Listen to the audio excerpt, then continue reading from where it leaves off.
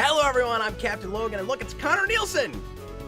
And today, we're going to tell you how we felt about Blue Beetle, the latest superhero movie from DC, and shockingly, not the last one before the DCU starts, although there's that big question about whether this is going to end up counting. We'll talk about that a little bit later, but Connor, is Aquaman 2 still December, or did that get pushed back yet again? I don't think anything's been officially announced, but I wouldn't be surprised if it did get pushed. Yeah, same here. But if it still happens, it means we've got 2 more superhero movies this year still, major ones. It's that and what else? Marvels? Marvels, yeah. Unless I feel like that gets pushed too. Unless we decide to cover the Paw Patrol movie. I don't know. I'm a pretty big Paw Patrol fan, so... Yeah, that'll be our first ever 5-minute live stream. You just get up and leave. I just have my kids do it. That isn't actually a superhero movie. It sort of counts. That might be where I draw the line for at least these. I don't know. But it would be really funny to do that and just see how many people actually show up to watch us talk about that live. So, Freddie, what was your take on Paw Patrol? Give us your best thing, worst thing. And I'm most curious about how you felt about the thematic choices. So, Connor, Blue Beetle. This is a movie that was almost relegated to HBO Max and had an entirely opposite trajectory. There we go. From Batgirl, where Batgirl was supposed to be theatrical initially, then it turned into an HBO Max project, then it got actually made, almost completely finished, and shelved, canceled. No one's ever going to see it, ostensibly. I still hope someday that gets leaked. This movie, totally opposite. It was, well, kind of. It was, I think, initially supposed to be theatrical, and then they decided pretty early HBO Max, and then they changed their mind a little closer to the end of production, and then decided that it was going to go in the theater after all. So it bounced around a lot. Yeah, they've done that with a couple of projects. I know that new Evil Dead movie was supposed to be an HBO Max straight-to-streaming thing, but then they put that in theaters too. Yeah. So... Yeah, I wonder why the choice with that, with Blue Beetle. It just seems very arbitrary to me. I don't know. Like, I'm just thinking about, like, David Zaslav does... When he came on board, he did kind of seem to be all on, like, the superhero thing. And it's like, let's just put that to the theaters. I think he saw that the things that make money is horror movies and superhero movies. Yeah. So what do we got that's a superhero? What do we got that's horror? Well, we can shelve Batgirl. We can collect the tax on that one, and then we can put the other ones to theaters. I think that might have been the MO. And I still want to see Batgirl so that I can try to see what the logic was of shelving that with the... Yeah, I don't mean to keep talking about that, but it's fascinating to me. With what he claimed was an unwatchable mess, right? Like he said it's unreleasable. And I was like, I saw The Flash, and I was like, there's no way Batgirl is unreleasable after I saw The Flash. Right? And the same thing with Black Adam. Like, how much worse could it possibly be? You and I were talking just before we went live. Yeah. Like, I have a fascination with lost media, particularly. I think it starts from Metropolis. But like, it's just weird to me that, like, in an era where everything is, like, a lot of it has been preserved, it's just weird that something is new that, like, they don't want anyone to see. And it's like, well, Batgirl's gonna become the Metropolis of superhero movies. We had that big chunk of Metropolis that we never thought we'd see, and then it turned out it was in, like, somebody's back room for decades. They finally found it, and it was lucky too, because other footage was like in a fire and stuff. It'd be really funny if that happened with this, where it's like decades down the road, there's a hard drive somewhere that has Batgirl, and it's the only thing that's somehow preserved after California sinks into the ocean. The San Andreas Fault spared Batgirl. That's where I drew the line. Yeah, and then it's posted to YouTube for all to see. That'd be amazing. So anyway, I'm fascinated by that. Do you know how late in the game? Because I don't remember how late in the game it was decided that this would actually go theatrical. Because I would think that even if that was your plan, you might switch back to HBO Max once you knew that that Gunn was going to reboot the universe. I have no idea. I think that when it comes to streaming, as you know, you've been talking about this quite a bit on the channel, like it failed. Like the big streaming experiment that they thought they would be making money hand over fist. No one's making any money with it, it turns out. They're all losing a lot. And I think like there was that report that came out, I don't know how long ago it was, but they found that the films that did best on streaming were those that played in theaters first. And so that would raise the value of it. And then once it came to a streaming service, then they became very highly watched. And I think that is sort of what motivated them to make this decision. So I don't know if it was just something as arbitrary as whatever you got, we're putting it in the theaters, and then we'll put it on a streaming service and then we can collect money at the box office. But I don't really know how far along it was. Interesting. So do you think that Warner's is sitting back looking at a thing like this, and while like, you know, armchair critics who talk a lot about box office on YouTube are making a big deal out of how little it's raking in, that it's the second worst opening weekend for DC superhero movies, only behind Wonder Woman 84, and only because that movie, only because nobody was going to theaters during the lockdown. Do you think that while everybody's making a big deal out of that and how much it's failing, and even worried about the DCU because of it, Warner's is sitting back and going, well, at least we got those extra millions up front that we wouldn't have gotten. You know, like, is that the attitude? I think it would have to be. I was actually having this conversation with my brother where because that's a strategy I hadn't exactly considered. He was saying, like, I don't get why people are saying it's going to have a disastrous opening weekend. This was several weeks back when it was, like, I think only projected to make like 17 million. It made a little bit more than that. It did better than that, yeah. But he was like, I don't get why that's considered a disaster as opposed to just putting it into straight to Max, and then you're making $0. Like, it's because I think people still don't realize that there's no money in that, and I think people are so used to things streaming and people, you know, watching things for free that they just assume that if big companies are doing it, they must be making money somehow. Like, I think gone are the days where people are wondering that hard how revenue streams happen, right? Where they just go, well, it's official and nobody buys media anymore. So if they spend, $100 million or whatever to make a movie and they put it on streaming, surely there's a revenue stream, right? Not really. Be, right? Not enough of one, it turns out. I guess the only thing I can think about is in putting it in theatrical, there is print and marketing advertising that you have to do. That I don't know how much the budget for that was for Blue Beetle. Most films of this size have an $80 to $100 million marketing campaign, but I'm not sure. Yeah, I mean, they did certainly a decent amount. Like, we heard about this movie, we saw stuff in various places, you know, TV, YouTube, whatever, in the theater, but I feel like they must have spent quite a bit less on that than they did. Certainly Flash, obviously. It's not like it had a big, I mean, it wasn't close enough to Super Bowl, so you wouldn't have that spot, but they didn't have anything like the Super Bowl spot. Right. But there's no way they spent as much on this as they did, like Black Adam, things like that. It does... Yeah, I think you've got to be right in your suggestion for their strategy that they were going to put it on Max and then they just went, well, let's recoup a little bit more money up front. That makes sense.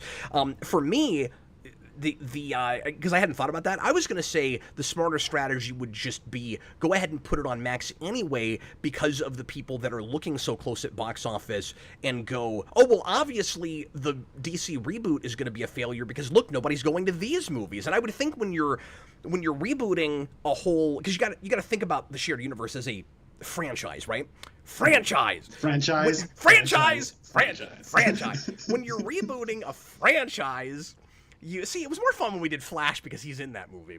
Yeah. But when you're rebooting a whole franchise like this, the less you can draw attention, I would think, to the last thing you did and to remnants of another time, the better. And there is that big question. But like ultimately, I might be wrong and it might be fine because will be months and years after this, and it just won't matter to people anymore. And I still say that the trailers for Superman Legacy really, really matter. As long as that looks exciting, people will go regardless of all the mistakes made for the last decade. Is certainly the hope anyway. But from a marketing standpoint, it's got to be obnoxious to be constantly listening to naysayer fans on the internet, of which there are many, going, look, nobody cares about DC anymore. It's like, guys, you gotta look at the forest for the trees. People know that a reboot is coming. So, of course fewer people care, even if the movies were really good. I think that's got to affect your bottom line at least a little bit, at least to some degree. Now, if the movies were independently on their own fantastic, it really wouldn't matter too much if they're part of a shared universe, but it's gotta, I don't know, 5-10% maybe. I feel like it's gotta affect your bottom line a little bit. And even if it doesn't, there's certainly a disconnect with what people are thinking about what's coming later. These are all mulligans now. It's all, like I said, remnants of another time. And even if Blue Beetle does end up getting roped in, maybe your general audiences don't know or don't care, but, you know, fans of which, that's at least a good portion of your revenue and your word of mouth, especially, you know, DC fans, superhero movie fans, comic fans, they're looking at stuff at things like Blue Beetle and going, like right now, you know, it was made before the gun announcement.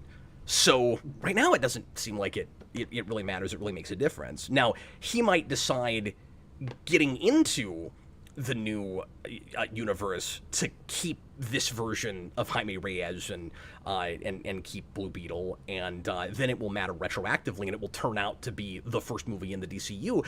But I think it's going to be a good while before we even know that. Like, this could be its own thing. It's definitely not DCEU, although it could easily fit there too. Like, they clearly made this in such a way where it could fit anywhere. It could be just its own thing. It feels, a lot of people are saying it feels like a pilot for a TV show.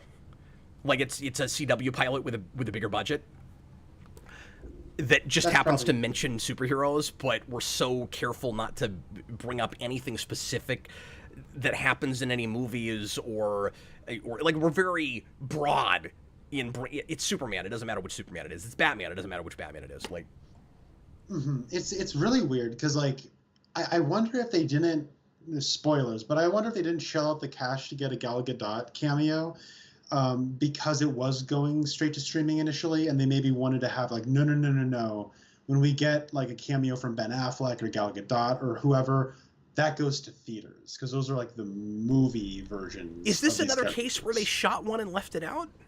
I don't know. I have no idea. It could have happened, and I wouldn't be surprised. Well, I was waiting. I was waiting for it because it's been in the last 3. But I also knew that Gunn and Safran had been talking about it like it was set apart from that stuff and like it would be easy to rope it in. So, especially considering the recent news about Gadot not being part of the DCU, apparently, I would have expected her not to be there, but there was a part of me that was like, nah, she's going to show up anyway because she's in all of these. A foot's gonna come down and she go, like, yep, here we go, which is gonna look lost. It would have been really funny if that music started. I mean, it would be irritating, but it would be kind of funny if that music started and it was just somebody listening to it on headphones or something. Hey, let me read the super chat before we actually get into the review. We're 15 minutes in. We haven't even started talking about this movie yet. Dimwit Monkey, $5 super chat. My opinion of this movie is that it's the greatest superhero movie of all time. It's also the worst movie ever made. Also, I have not seen this movie yet. You really ran the gambit there, sir. Dimwit Monkey. It's a bold opinion to have. That was a roller coaster. You high, low. He really subverted our expectations there. I would say so. It's not where I was expecting that to go. Yeah. That was like watching modern filmmaking. Anyway, let's go ahead and actually talk about this movie, Connor. When did you see it? I watched it last night at 6:45 p.m. So it's been almost 24 hours since I've watched it. Okay, I have not had that kind of time to process it. I saw it 3 hours ago. Because I thought it would be smarter, just looking at the advertising and the way some folks were talking about it opening day when it came out. I figured likely 3 hours was about as long as it would stay in my brain. And I think you made the right decision. obviously, I never go into these things. Like, I always feel like I have to give this disclaimer. I never go into these things hoping that they suck or that they're generic or, you have expectations. You can't help that. I always hope that it's better than I'm expecting, that it'll win me over. I'm open-minded enough to go to like let it change my mind or to be, a lot better than I expect. And when my standards are so in the floor and when my expectations are nothing, it can do very little, or it has to do very little to impress me at that point. I'll tell you here in just a little bit what actual experience I had with it. I'm not going to reveal that yet, I guess, but that is what I was kind of expecting, so that's why I wanted to watch it the same day we talked about it. That's a good tactic. So you want me to get into a plot synopsis, or? Yeah, I thought you were going to say, and by the way, I can't do the plot synopsis because I saw it a day ago, so I don't know what happened in it anymore. That's what I thought you were going to say. I woke up this morning and I thought, oh no, I still need to watch Blue Beetle. I have a spoiler cast to get to. And I went, oh, I guess I already watched it. So give us a real brief, simple plot synopsis. As we always do, we'll do our sign flips, best thing, worst thing, general thoughts. We're already 18 minutes in. General thoughts, and then we'll do a little bit of spoiler talk. I don't expect this will be a long one. Go ahead, at least for us. So Jaime Reyes is a recent college graduate. He lives in Palmera City on the Keys. I don't know where this is. It's in the DC universe, though. It is, yeah, but it's a fictional city they made up. Okay, but is it supposed to be like in like Florida? Or... Yes. Yeah, they keep saying it's in the Keys. It is definitely I just think Florida Keys. But they decided, and there's palm trees and stuff, and like the architecture of the homes. It's pretty clear that it's Florida if you've ever been to Florida. Okay. But okay, yeah, I have been there once, twice. I've been to Florida, so I recognized what the area was supposed to be. They shot it in Georgia, like every superhero movie is shot. Yeah. But they made up. Sorry, I didn't mean to interrupt you, but they made up a new city, and I respect this a lot because it's usually. Blue Beetle is, or at least Reyes stuff is usually set in, I can't remember, but a real city. And they decided, well, it's DC, and like Superman has his metropolis, and Flash has his central city and all of that. So why can't Blue Beetle have his own city? And I like it when everything in DC is made up. I do too. I much prefer fictional DC cities, so and I like that they didn't call it anything like super on the nose. Well, I don't know Spanish, so I don't know what it means, so it could be on the nose. I guess I don't know. I'd have to look it up. I mean, my mind when I hear DC and Palmer, I think Ray Palmer. Is that like a thing? I don't know, but so anyways, he's arriving back home in Palmera City, and then he's trying to get a job. His family is financially in the hole, and he has a job opportunity with Jenny Cord, who is a member of the Cord family. It's this big tech company. Her father was Ted Cord, the original Blue Beetle, and her aunt is Susan Sarandon, who plays something Cord. She's the bad guy. The original Susan Sarandon. Yeah. Louise Cord, I'm going to call her, I guess. And so... By the way, that's a lady who's aged remarkably well. Susan Sarandon is like 73 years old, and she looks spectacular in this. She looks like she's in her 50s. Like, that's crazy, yeah. And she looks like she'd be like looking really good for someone who's in her 50s, but she's in her 70s. That's nuts. Yeah. So Susan Sarandon has recently unearthed the Scarab, and Jenny Cord has stolen that and then given it to Jaime Reyes, And then that turns out to be a sort of device that symbiotically connects with you, and it turns you into a superhero, the Blue Beetle superhero. And shenanigans ensue. It's about family. It's about getting a job. It's about OMAC and punching. And George Lopez is there. Anyways, Cap, what did you think? And it's about immigration and racism. I mean, in shots it is, but yeah. Well, it comes up. I don't know. Yeah. No, we'll talk about that. I have something to say about that. Oh, good. Yeah. One thing you left out of your plot synopsis that was in the trailers, and I want to mention it, is just that Jenny Cord gives Jaime the Scarab in a hamburger wrapper and Big Belly Burger, because you gotta get that in there.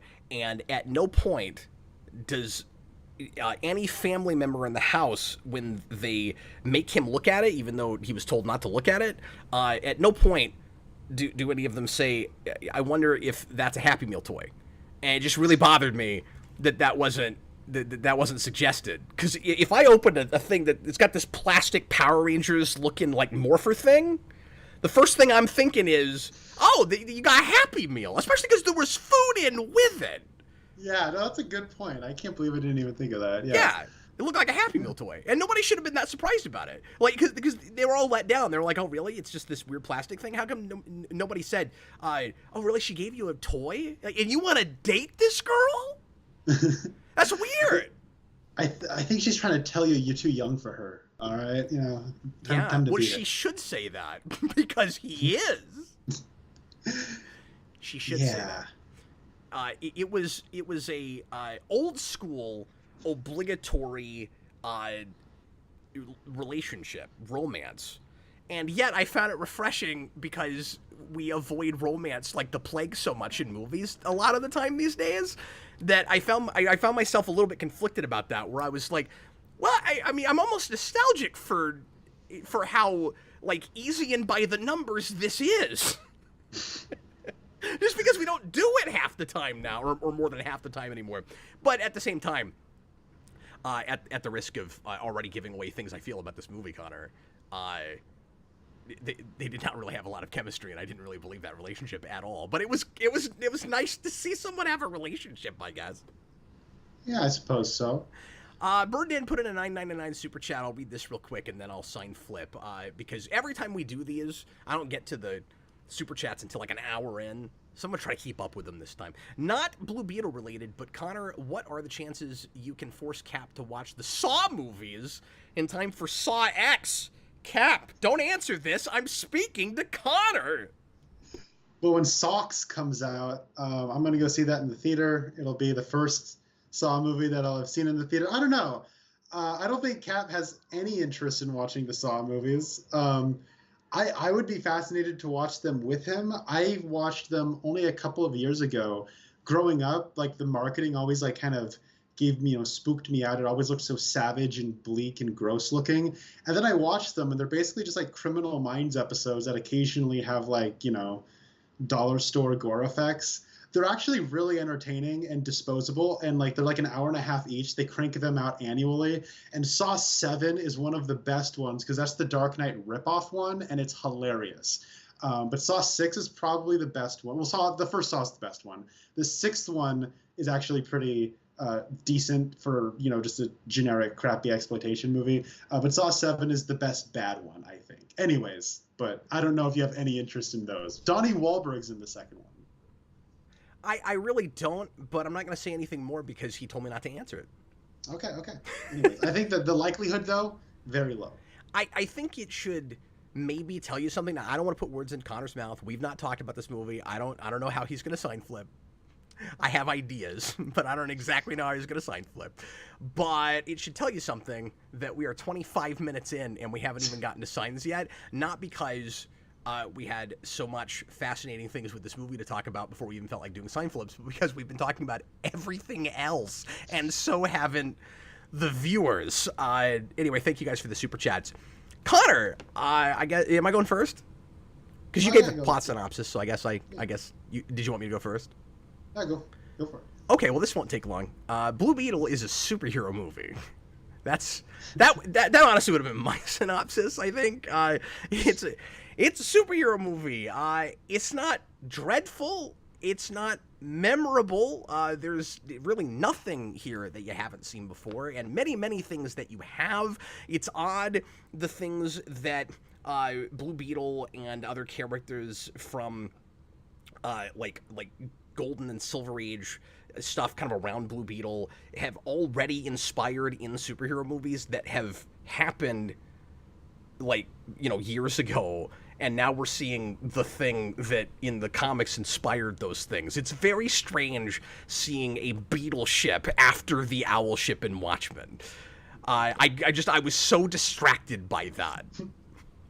It's really strange. And I was distracted by a lot of that, right? Like, it is difficult to make this movie without looking really derivative. So, I will give them that. That's tough. That's why it wasn't a good choice.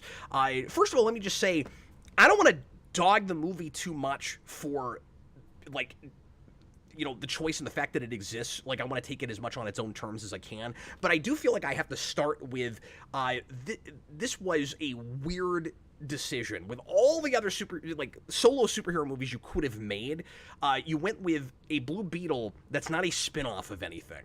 Blue Beetle is one of those characters that most people who like him or are fans of him like him from stuff, from team stuff that he's in. Young Justice and Justice Society things and different comic book things. He's had runs, and I'm sure he's got a few fans, but it's a little bit like the oddity of doing Ant-Man without him being in Avengers first. That was a strange choice. It worked okay for a lot of people with the MCU because the shtick was, look, he's a B-level character who arguably isn't a big deal enough to even deserve his own movie. He's small. There's a gimmick there that you can play with, and the whole thing was a comedy in the first place. And I think that gave it a lot of legs. When you look like a ripoff of Ant-Man, you got problems, and this is a ripoff. Characters referencing the Tick in your own movie. Well, to be fair, they didn't reference the Tick. They referenced ticks, the animal, the real life insect Tick. But who was it? Was it DJ that had this brilliant idea? And I wish I could have gotten it together to deck myself out in Tick stuff. Would you believe that with my huge Tick collection, I don't even own a Tick t-shirt? I have a hat, but I don't have a t-shirt. So I couldn't really do it. But he had this brilliant idea that I should deck myself out in Tick stuff and then make this little short film or teaser for a video where I go to the theater and walk out pissed off because wearing that because I thought I was going to a Tick movie, but it was actually Blue Beetle. Such a good idea, but I didn't do it. It's a great idea. I just couldn't make it happen in time. He thought of it Thursday, and the movie opened Friday, and I was like, I don't have enough time to get this stuff. If he said it a week ago, hell yes, I would have done that. Oh, so man. This is a ripoff of Ant-Man in lots of ways. Not just that it's an insect character that doesn't have a theme that immediately would grab kids or anyone else. You know what I mean? Spider-Man's spiders. They're scary. They got a cool look. There's stuff you can do with that. Ant-Man always seemed like a hard sell by himself. Blue Beetle, especially. It's we didn't even try to do anything with the Beetle theme, except for the Scarab thing that's just already baked into the lore, the mythology. Is just, he looks like a beetle. His name's Blue Beetle. I don't know. It's a superhero thing. Go. Yeah, keep. It's not like Batman. It's not like I'm afraid of. Why beetles, Master Reyes? Beetles frighten me, and it's time that my enemies share my dread. It's time Victorian. Haven't you seen The Mummy? Beetles are really freaky, man. They scare me. Now, there's stuff you could have done with that if you went more with a, I don't know. I was going to say Egyptian angle, but it'd probably be a South American angle. But you would have had to change the lore a lot more than they wanted to, which, I respect them for.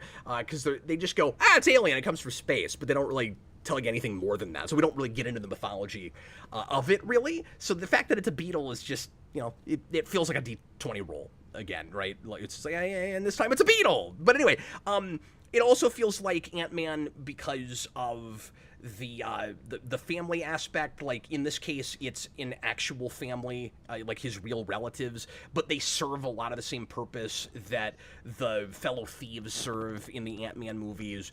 And there's even a guy playing a similar role, like the kind of goofy, sarcastic uncle character, who has a van that plays that same sound when he drives up with it. I'm like, are you serious?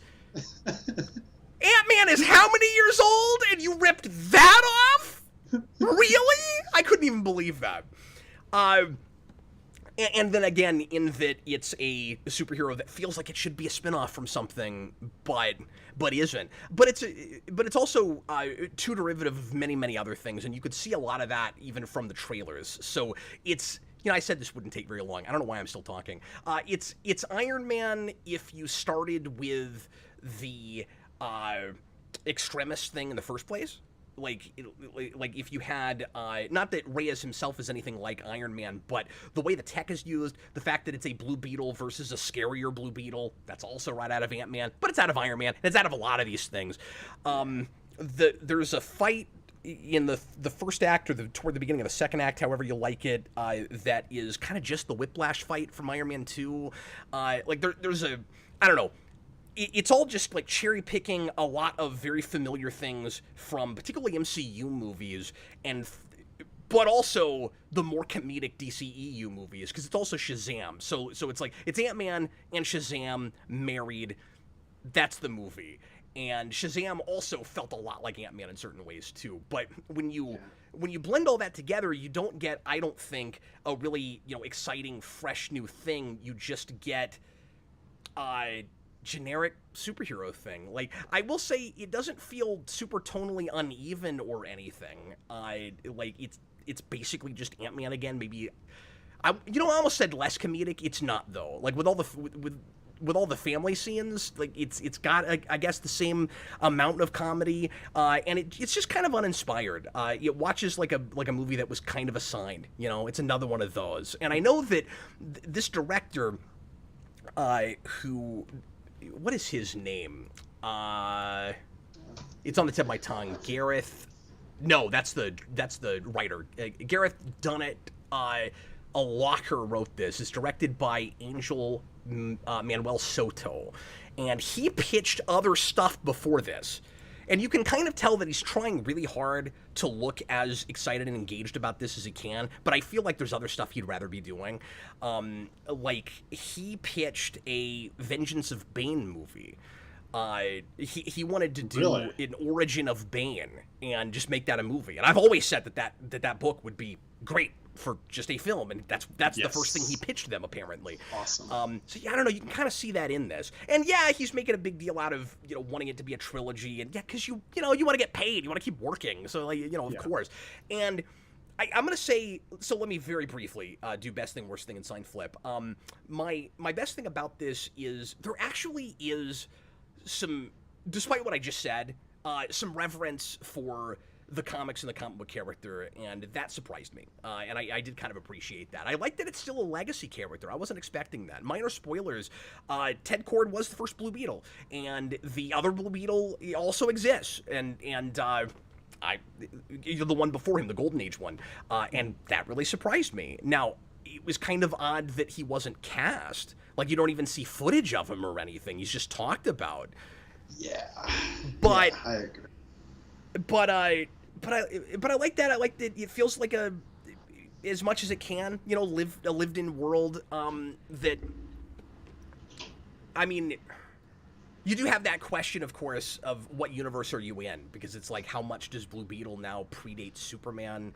I guess retroactively, if this is in the DCU and it turns out that we've got a Superman that's been around for a while, you may not have that problem. But if this was in the DCEU, he'd have to be around for a long time. But then you also had that with Justice Society. Like, in that universe now, there's a bunch of stuff that predates Superman, apparently.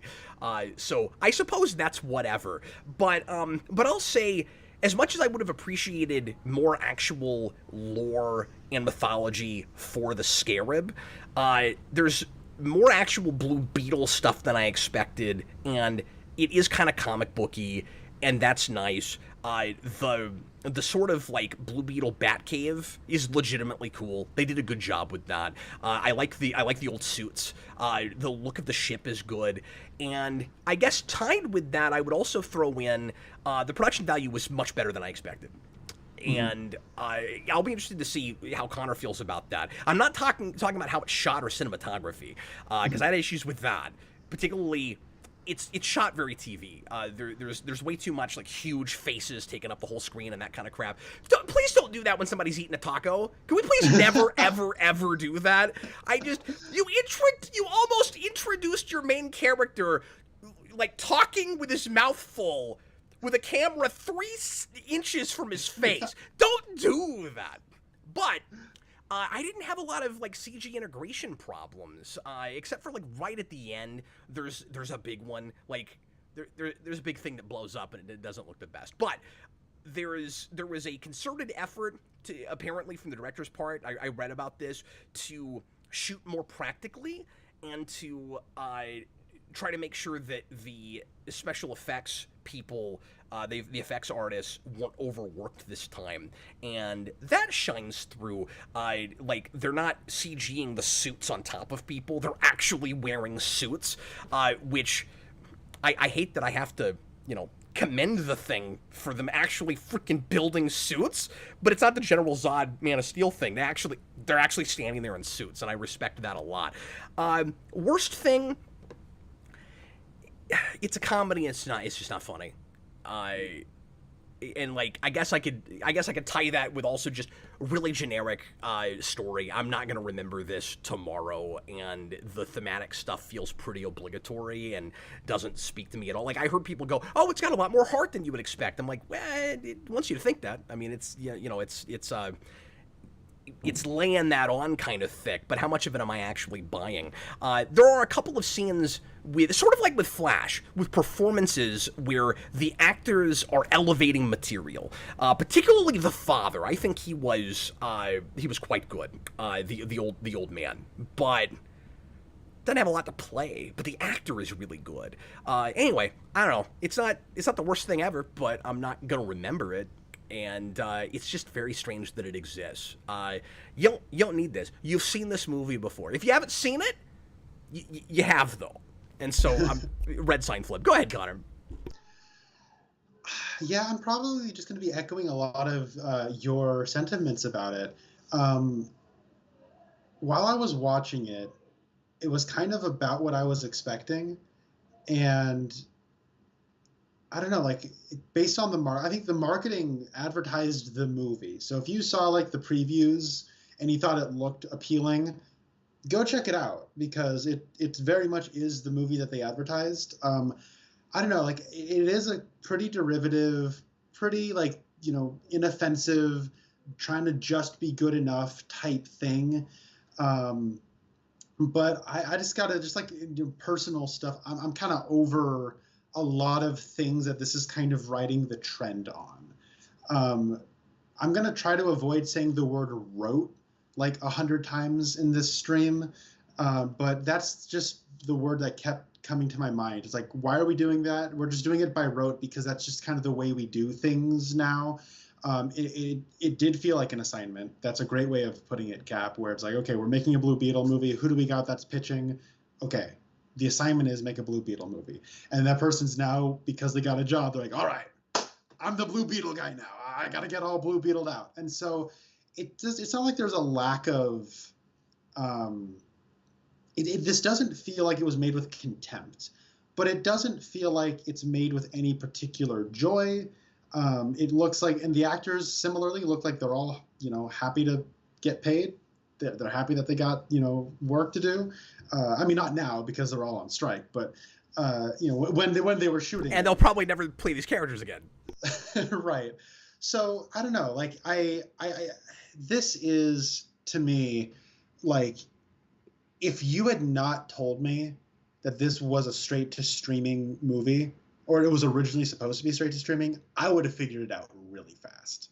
It just has like a lot of those hallmarks. Like the opening shot is just like 2 seconds long, and I don't even remember what it is. The opening titles look like a Netflix opening titles sequence. You know, like it's got all those things about it. What? No, that's a really good call. The CG credit scene where it's like, we're in space and here's a planet and it's just like stuff's kind of flying around.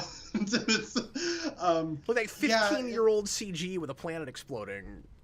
Yeah, it's not the worst looking movie ever. Like you said, like I do kind of appreciate the desire to shoot a lot of it practically, but you can tell they didn't have the biggest budget because it was straight to streaming, and so it does feel largely television as a result.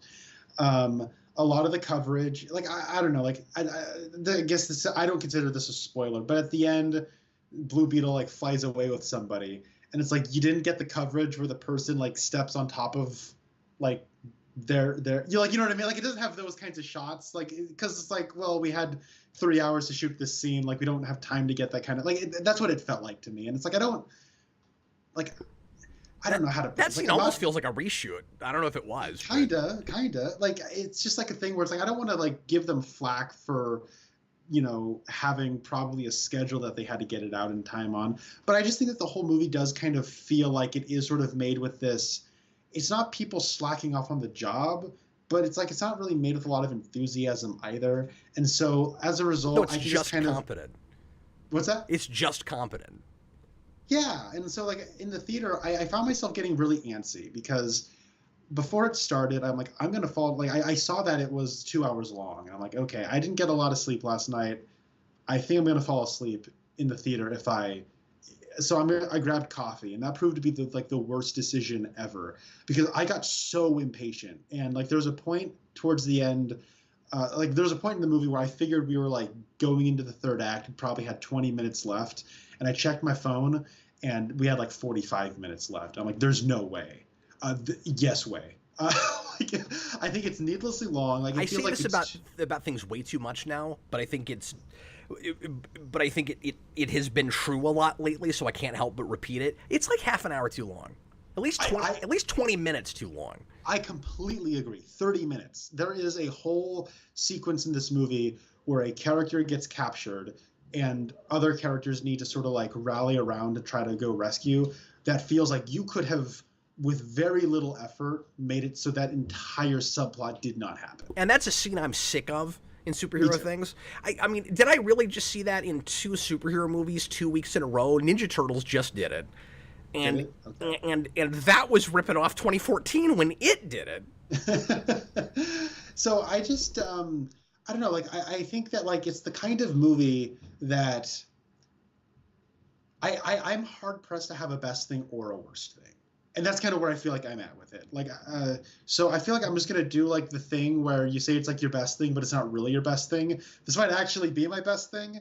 There's a part where the grandma is flipping through channels, and one of the movies she like skips over is the movie Kronos, and that's a pretty cool movie. It's got like it's Guillermo del Toro's first movie. It's got like a bug that's like a vampire thing. It's kind of cool. That is so disingenuous. My best thing is that they thought of a movie I would rather have been watching to put in channel flipping. Cool. Worst thing? I don't know. I thought Susan Sarandon really phoned it in, but yeah, I feel like. But then what does she have to work with? How else would you play that character?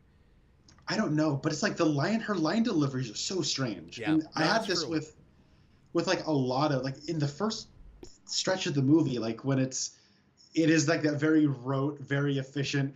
Okay, Jaime Reyes is coming in, but we also need to establish that the family's down on their finances, and it's like every shot feels like okay, and action, and then they say their line, and then okay, cut, okay.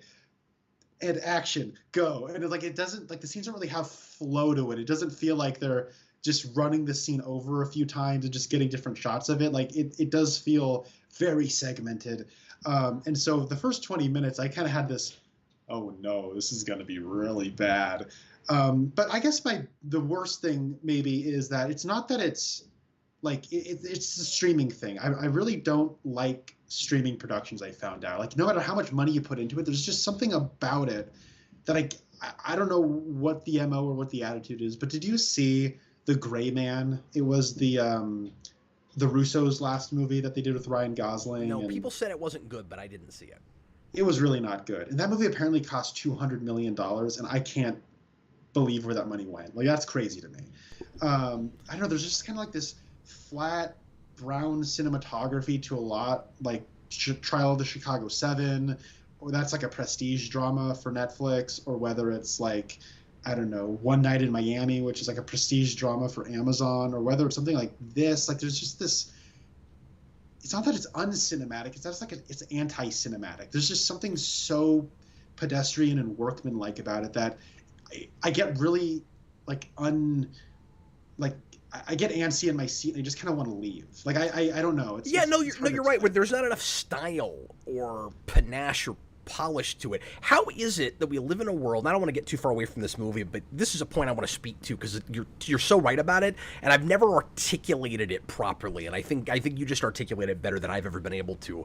It's almost like you're watching people like building a highway before they're making a movie. Like, how is it that in the early 2000s we started getting all these really cinematic feeling TV shows because we went serialized, and they like clearly wanted to be making movies and wanted it to feel more like movies instead of instead of TV productions. So the attitude changed. And you look at shows like 24 and Lost and things like that. Like, we changed the aspect ratio. We start lighting it more like films. We've got more. We've got, just bigger production value in general. We're hiring movie stars to be in TV shows.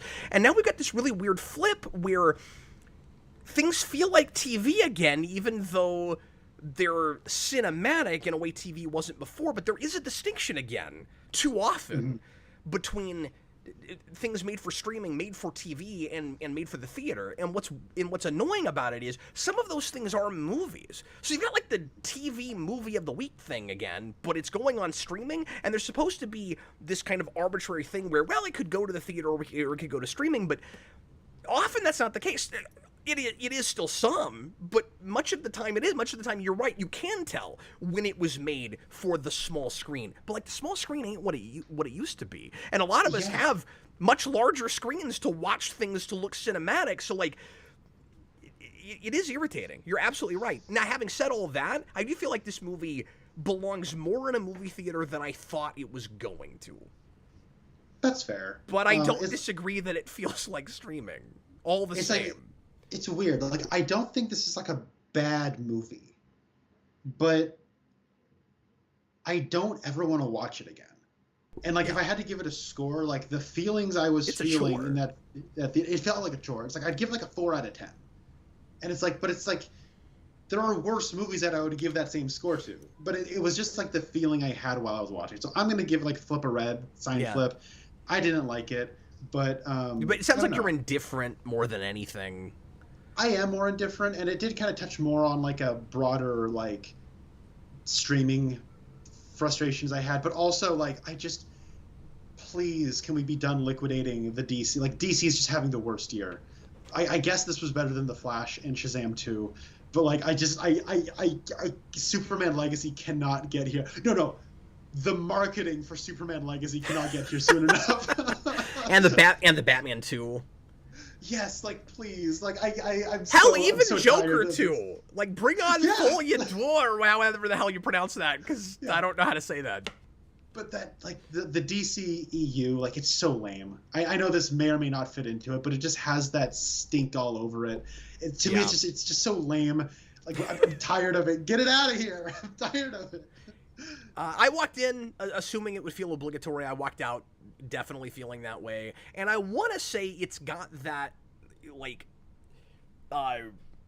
you made a movie decades ago and threw it in a drawer feel, but it doesn't even have that. Like, it's got too many tropes and hallmarks of old, like, mid to late 2010 superhero movies, but it feels like the way we keep repeating those. if that makes any sense. Like, there's almost this new subgenre of superhero movies that are, like, formulaic, stuck in the past, but you can now really tell the difference between the ones that were actually made in 2006 and the ones that are made now and sort of feel like they were made in 2006. And that's when you know that's when you can start to really sympathize with people that feel the superhero fatigue thing. Like, that's a category? We're making too many of these and we're not trying hard enough, right? Like, I'm fine with 6, 8, 12 superhero movies a year as long as somebody really wanted to make them and there's, some inspiration and, again, I'll say it again, panache behind them. But yeah, once again, this was an assignment and it was, well, I mean, there's not a Blue Beetle movie. There probably ought to be one of those. Do we call that category the Bloodshot paradox? Like, I want to say Venom, but yes. Ooh, Venom's. Because I was thinking Venom through a lot of this also. Okay, yeah. They say symbiotic and stuff, and I'm like, well, I wasn't even thinking about that. It's just something about the production of, like, and it does. Like a lot of the action feels very Venom, where it's like, this is supposed to be exciting, but, like, it's not. Yeah, I guess the motorcycle chase is like the most boring thing ever in Venom. Like, yeah, no, I know exactly what you're talking about. Yeah, well, because you mentioned that you were afraid you were going to fall asleep and you had coffee, I feel like it would only be fair for me to admit that I actually did legit fall asleep through about 10 minutes of this. And I know for sure what I missed. So when I said that fight toward the beginning, or sorry, at like the end of the first act, with what is the name of our big hulking villain guy? Is it Carmax or something? Yeah, it's like Caramax, but now I want him to just be called Carmax. The villain is Carmax, and his foe is Enterprise Rent-A-Car. You have Carmax versus Enterprise. But anyway. Oh, there's a third one. What's the name of the other one? Anyway, Hurts. There's another one. Oh, Hurts. That's a good one. Yeah, versus her. He's gonna put the Hurts on you. Avis. Carmax versus Avis. Anyway, sorry. That sounds like a DC like fake company. Yeah. Yeah, it really does. Sure. But no, it's OMAC. Yes. And I feel like OMAC, this is going to be greatly disappointing to you. Yeah, I was gonna say that too. I guess I appreciate that they went with a bad guy thing that I had heard of. Yeah, me too. When that came up, cool. I was like, oh, cool. Like, I know what OMAC is, and you didn't just do the first Ant-Man thing where you took his other suit and made it a villain.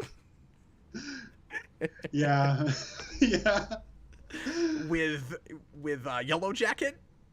I don't know. There's probably not a Blue Beetle equivalent of that, but I had that thought. I was like, okay, I hope the villain is not just evil Blue Beetle. It is. What if it was Ted Cord? What if it was Ted Cord and it's just like old costume and it's like Blue Beetle versus Blue Beetle? That would have been bad. So the reason I was kind of surprised, like positively surprised.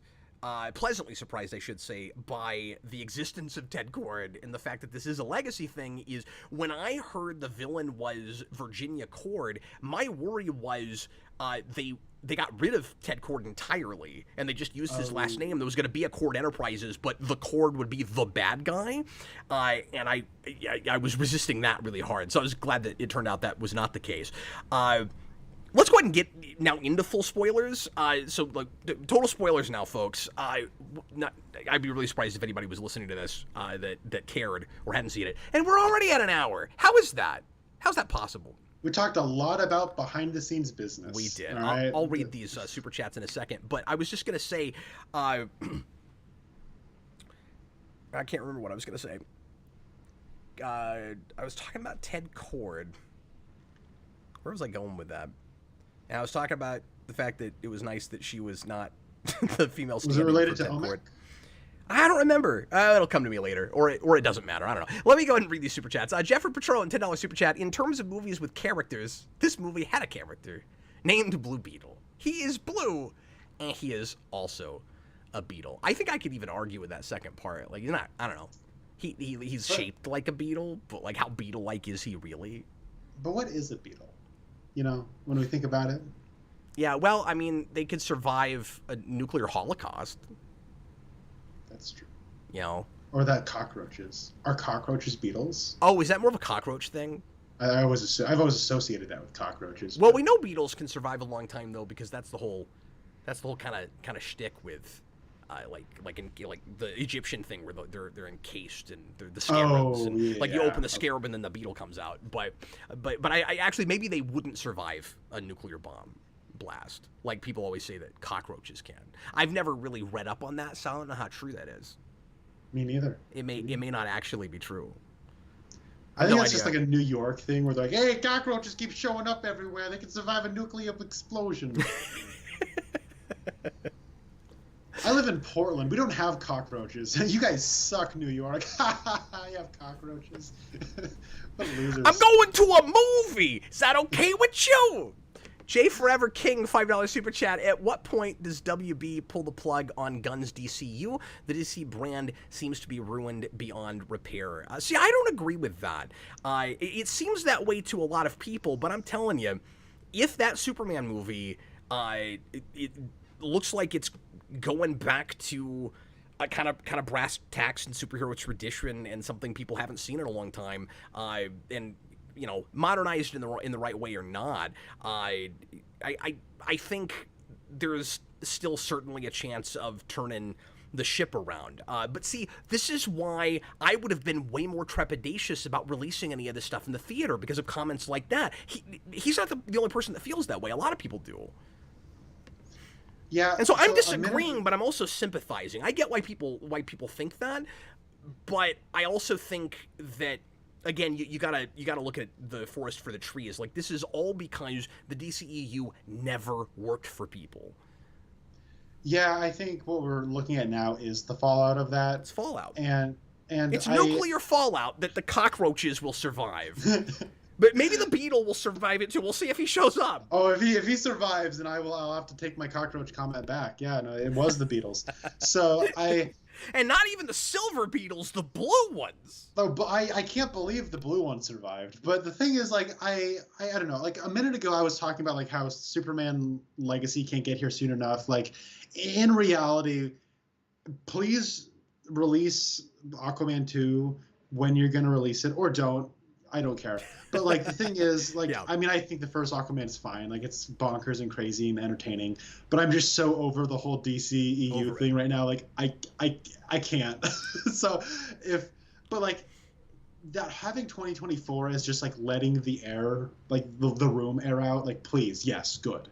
Yep. I think having, like, a nice year to just be done with it and get audiences ready for something in 2025, that's actually a good idea. Because I think, like, right now what we're having is, like, just the third movie in a row this year that has just not been very good and people aren't really showing up for. I mean, this did come in first at the box office, but, I mean, it was Barbie and Oppenheimer's 5th week of release. Yeah, it was the first thing that beat out Barbie. Like, that says nothing about this movie. Yeah. It was its 5th week. And so, like, I don't know. Like, people don't really care about this, I don't think. I don't think it's going to have really good legs. I would assume it kind of drops similar to what The Flash did, where it's only going to spend a few weeks in, like, the top 10 at the box office. But, yeah, like, I think once, like, I can understand why people are reacting the way they are. Like, oh, it's tarnished beyond repair. But I think audiences, when you give them enough time, like maybe a year and a half or so, 2 years from now, before Superman comes out, I think audiences will be ready to give it another chance. Especially, that marketing is really going to be centered around, this is a new beginning. This is not the old thing. Get excited about this new thing. Yeah. And if that sucks, well, then you're done. Then it sucks. Then all you can do after that is original movies that are not part of a shared universe, because those still seem largely immune to, like, the mass exodus that was the DCEU after Justice League, right? Like, well, when I say that, like, during Justice League, because some of the movies that looked more fun did well. I mean, again, Aquaman made $1 billion. Like, I know people will kind of come at me and be like, but Cap, here's the DCEU movies that actually did well. Yeah, but people were seeing them more in a vacuum. It was, this particular thing looks like fun. The movies that didn't even... if they, even the ones that didn't do a lot better that people I think will remember down the road and keep going back to, are more the ones that aren't even part of any of this, are your Jokers and your the Batmans and that kind of thing. So if Gunn drops the ball, the only hope they have after that is individual franchises, which Warner's has always been better at anyway. And I don't want to sound like either a Gunn fanboy or like I don't think he has a chance. I think he's a really good storyteller. We've talked about this. I don't want to talk too much about him right now, but I think that he absolutely probably more or less knows what he's doing in putting together his universe. I think he's communicating it very poorly. And that's the place where I've been really super critical of him lately, is a lot of fans seem very confused about where the DCU even starts, about like what the overall importance of these movies are. There's this conventional wisdom that says he has to talk these up, like when he was saying Flash was one of the best superhero movies ever made and all of that, which was so weird. There's this conventional wisdom that says you have to talk these things up so that you look like you're behind your product and so that people will go to the theater. I think honesty in most cases is the best policy. And here I think what Warner's and Gunn should have said is, these are all remnants of the last thing we did. We're going to put them out because we have them, but they're not important anymore. They don't count, but here they are. And if you'd said that, first of all, if they're good, it's not going to hurt your box office that much. And secondly, are they going to get watched any worse than they did? None of them have done well. Yeah. Right? No, exactly. So, you didn't help it. Gunn saying The Flash is a brilliant movie did not help it. It didn't even make more money than Black Adam did. Right? So it did not behoove them for him to lie about that unless he actually did love it, and I don't believe it. I don't buy that. Oppenheimer has made more money. The more he's been talking, the more I don't buy it. Oppenheimer's made more money domestically than The Flash made in its entire worldwide theatrical run. Yeah. I don't know how that's possible. I just feel like if they had said that, people would not be jumping the gun, as it were, as I like so quickly to say, oh, look, this is why DC is screwed. Like, I'm not saying that he had to disavow it. Yeah. They just shouldn't be talking him up. They should just put him out there. Anyway. You see, like, that whole, I'm on a tangent about this again. That whole, like AstroTurf, like, The Flash is actually this amazing movie, trust us guys thing, like, that is one of the weirdest things ever, right? Like, you have like Tom Cruise and Stephen King and James Gunn like coming up to bat. Like, that movie had to cost a lot more money than they said it cost, right? Like, that's the only explanation. And they had to know that. Well, I say that. I mean, I can't predict what critics will say about movies anymore, and I don't trust them some of the time when they give things positive reviews or even negative reviews sometimes. You know what I mean? Like, there are ulterior motives sometimes for what critics are saying. And so I wanted to say, if you're James Gunn, you have to know that the critics are going to turn on The Flash. But then it was more highly rated than it ought to have been. But then also the audience turned on it. So, like, what I'm saying is, you're massively discrediting yourself when that comes out and people hate it, right? And that's when people are going, oh, and this is the guy that's like rebooting but he said he liked this piece of crap. Like, that's not what you do. That's not what you do. Thing too. I don't believe, like, that's the other thing, like, when it comes to The Flash, like, I just don't believe anybody. Like, it's like one of those things where I'm just gonna assume everyone's lying to me about The Flash. And people are not moving on. At least like, you know, YouTube, but there's the people, sorry, like, sorry. YouTube, what's the word? Not critics, but like people, commentators. The commentators. Thank you. YouTube commentators have not forgotten that. You know, I think he thought everybody was going to move on and not think about it anymore, but they keep going, okay, we don't trust Gunn. He keeps saying crazy stuff like Flash is amazing, and like Gal Gadot is going to be Wonder Woman still. Oh, wait, no. Like, nobody's trusting him now, even though I think he's going to make good movies. But he's not handling the PR side correctly. Yeah, I am so unplugged from like YouTube commentator spaces, and I've never had a Twitter. So that's like a whole side of this that I don't have any. experience with. But I do know this much. Your favorite directors, I'm talking to the audience broadly, your favorite directors have the weirdest taste in movies. They just do. So like No, that's true I don't too. know. Like that's the other thing where it's like I say it all the time, but like Quentin Tarantino does not like Skyfall, but he loves Spectre, and he called like Kick-Ass 2 one of the 10 best films of 2013, and like all kinds of crazy shenanigans. It's like, okay, well, I still love Quentin Tarantino's movies, and like, you know, I think he's a great storyteller, and I think, you know, he knows what he's doing.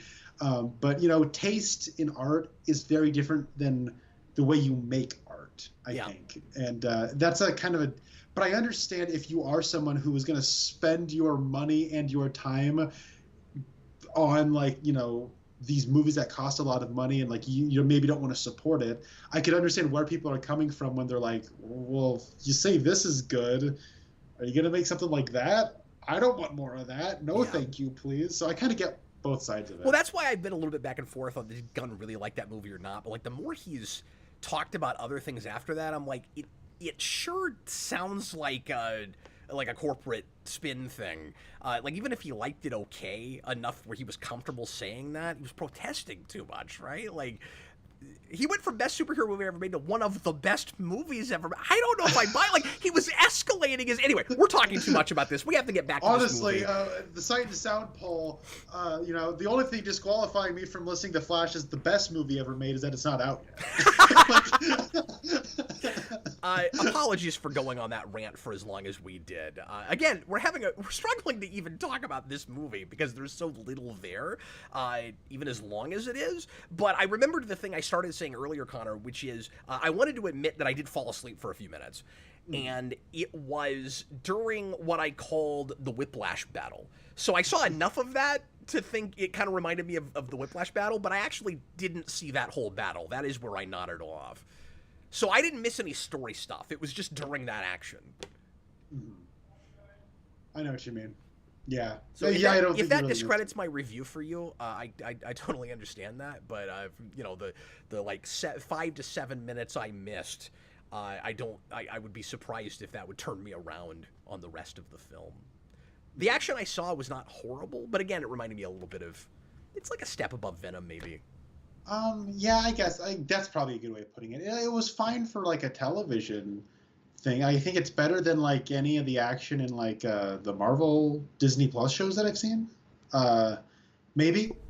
Yeah. At least it's kind of that caliber. Like I think especially when you get towards the end, a lot of it is shot in such low lit, small sets. Like there's like those hallways that are only lit by red light, and I had a hard time tracking what was going on there. But I'd say like 70% of the action is adequate and passable. Yeah, I mean, I was surprised that the ship stuff looked as good as it did. Like the ship does look cool. When it actually starts like putting legs out and stomping on people, that looked pretty good. It did, yeah. So like, I don't know. There's places where it surprised me. I like the suit, okay, like the designs. I agree. For everything, I did like fine. the Ted Cord. Oh, it's great. Those costumes are really cool. So yeah, we're going to get into spoiler stuff. If there's anything in particular that you want us to talk about, now is the time. Leave comments, leave super chats. I don't know how much longer we'll go, but we do need to get to some spoiler stuff. I need to stop saying this won't be very long because we're already, an hour and 10 minutes in, and we haven't even really talked about very much with the actual film. Apologies. Where do we want to start? So, talking about TV stuff, let me just kind of sneak this point in real quick, because it was one of my kind of major things, which is it's also very TV. Like a lot of people I've heard say it looks like kind of, like I said, a CW superhero pilot, but with a better production value. The attitude it has toward like social politics and stuff is also very CW. It reminded me a lot of Supergirl and Arrow in that way, in that it feels like it's, and I got to be careful because I think it can make some of the points it's making and deal with some of the racial issues and like stereotyping and racism and that kind of stuff more in a more mature way, in a more thoughtful way than it's doing it. But a lot of that feels kind of easy and forced into me, and like they're not being thoughtful enough in trying to make it feel real. There are a lot of non-Hispanic characters in the film that I found personally to be cartoonishly racist. And I was laughing at that stuff when I was supposed to feel bad for the Hispanic characters in the film. And I'm like, we are pretending like it's decades earlier than it is, and like no progress has been made. And yes, there are people that are like that, but of course, but they didn't present them the way they'd be now, even. I just felt like the attitude of the film was, it's the majority of like other people, and people on the other side of the tracks, right? Yeah, exactly. You can do a classism story, of course, and there is certainly truth to a lot of the poorer people in the area you're talking about are of a particular persuasion or Hispanic, and you can talk about why that is, but yeah, I don't think it's very thoughtful about it.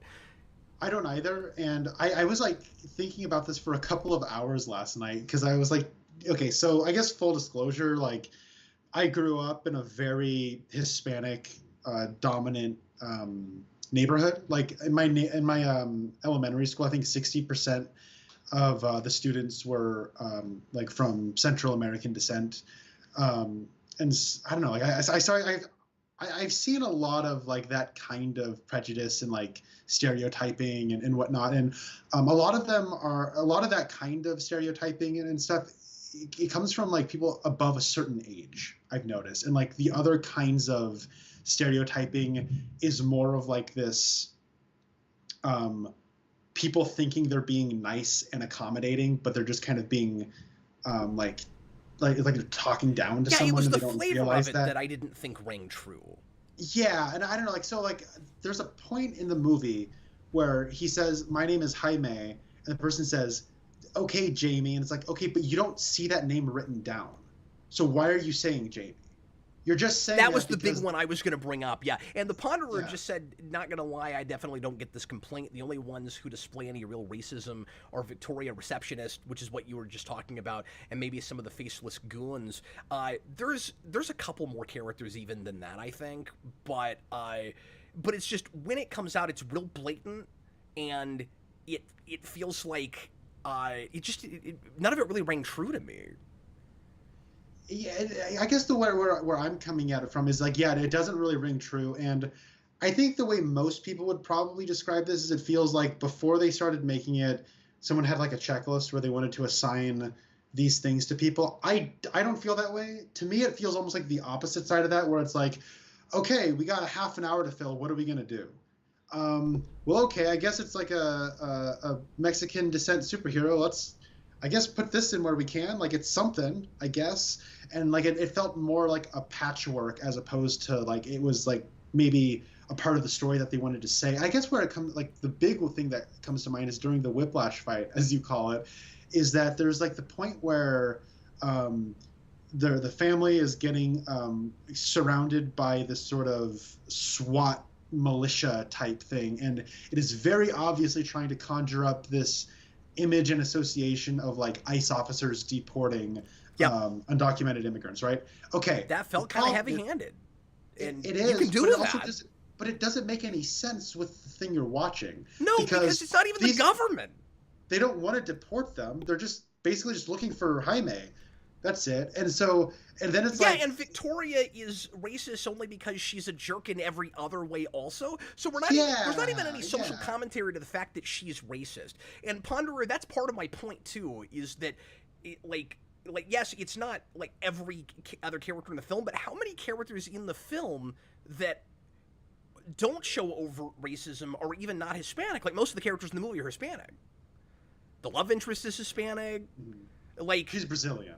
They make it clear to say that she's Brazilian. I missed that. Okay. Yeah. Okay. Well, forgive my ignorance, but okay, fine. But I'm just saying that, like, it's not a big deal. But she's not white, though. Oh, yeah, no, she's of that Central South American. Yeah, and I'm just saying, like, the majority of the characters in the film are of that persuasion. and the few that aren't, the majority of them have some kind of like weird kind of ignorant racist thing to say, and it feels some of it just feels really outdated to me. I think that's what makes it feel like an 03, 06 superhero thing, where it is kind of like, we got to give them something to do. I guess they're kind of casually racist. I don't know. So the thing is, like, the story isn't enough about that. I think that's where I'm coming at it from. Well, like, except that, why are we conjuring up images of like ICE officers deporting families when they don't have any interest in deporting this family? Like, what, like, why are you drawing up that? Like, it was confusing to me, and it felt like the easy button to push. And it didn't feel like it related to anything else in the story. The Ponder also says it's just the movie having a pretty small cast altogether. Yeah, that's a fair point. That's true. But every so often they have to have somebody say some kind of like weird racist thing, and it feels like they think they're making some kind of a point with it, or it's what Conner is saying, and they're just trying to fill time and make it about something, and that's all they're thinking of because we have a Hispanic cast. Conner, call me cynical, and I think I'm getting more this way. Unfortunately, it could be exactly what you're saying. It seemed to me like it might be more of a mandate from on high. It seemed to me like it might have something to do with why the character was chosen in the first place. Like, why Blue Beetle? This is a really, like, random character to make a movie about before he's been in anything else. Is it cynical enough that he gets front-loaded because it's yet another ethnicity that has not had a superhero yet, and so DC is trying really hard to kind of force a cultural moment like Black Panther, and the movie came out and it didn't perform real well, and some of the cast and crew seemed very disappointed that it wasn't a cultural moment, and most of what they've been talking about is the cultural and racial component. And I can't remember who it was, if it was the main actor or the director, that I don't want to put words in anybody's mouth, but one of those guys put out a statement, and they were like, almost assuming that people weren't going because they didn't like Mexican culture. And they were like, they were like, no, come join us. Our culture is great. You should see our movie. I'm like, it doesn't have anything to do with the culture. It's that your superhero in the trailers looks like every other superhero, and it just looks kind of lame and uninspired. Nobody's at least very few people, I would assume, are not going because he's a Mexican guy. Like, in the same way that did most people go to Black Panther just because it was a black person? No, the movie looked cool. And yes, that was a cultural moment, but it didn't feel like a forced one to me. And also, that movie, in case you're thinking Cap just doesn't like politics in his movies, because I get that complaint from people, I love Black Panther, and that movie has a very biting racial component, and it's just more thoughtful about it. Yeah, and I like that stuff in that movie. Yeah, I'd be fine with it here. I mean, yeah, I guess... I mean, if you want me to get really cynical about it. So, like, where I grew up, I actually worked in a movie theater there, so we would get Spanish language movies quite regularly. And, yeah, Mexican people show up to movies. They do. But I think, like, it's just kind of like what it comes down to. They're not showing up for this. I think what it comes down to is people are really good at spotting authenticity and fakeness. And now it's just a matter of trying to articulate why it doesn't feel authentic. Right, and I think maybe it does kind of. If I wanted to get really cynical, I'd say before it was Warner Brothers Discovery, WB pulled up a chart and they said, okay, the number of households that we are doing the least in is Hispanic households. So let's make a straight-to-streaming movie about a Hispanic superhero, and that way they can get more Max subscriptions with that demographic. And then, because they were losing money, David Zaslav comes in and is like, just put it to theaters, right? So we can recoup losses, I guess. Who cares? But yeah, it's like a matter of like authenticity, right? Because like if it just feels like a task, I mean, it's cool that like a Hispanic director, Hispanic cast, and all that. Like, it's cool that they're getting employed and all.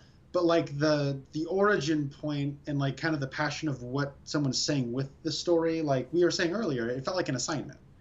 And assignments aren't bad, some perfectly adequate programmers are just. But then that ends up feeling assignments. like a check mark, where it's like we've got to. But the point is, you don't make a cultural moment with assignments. No.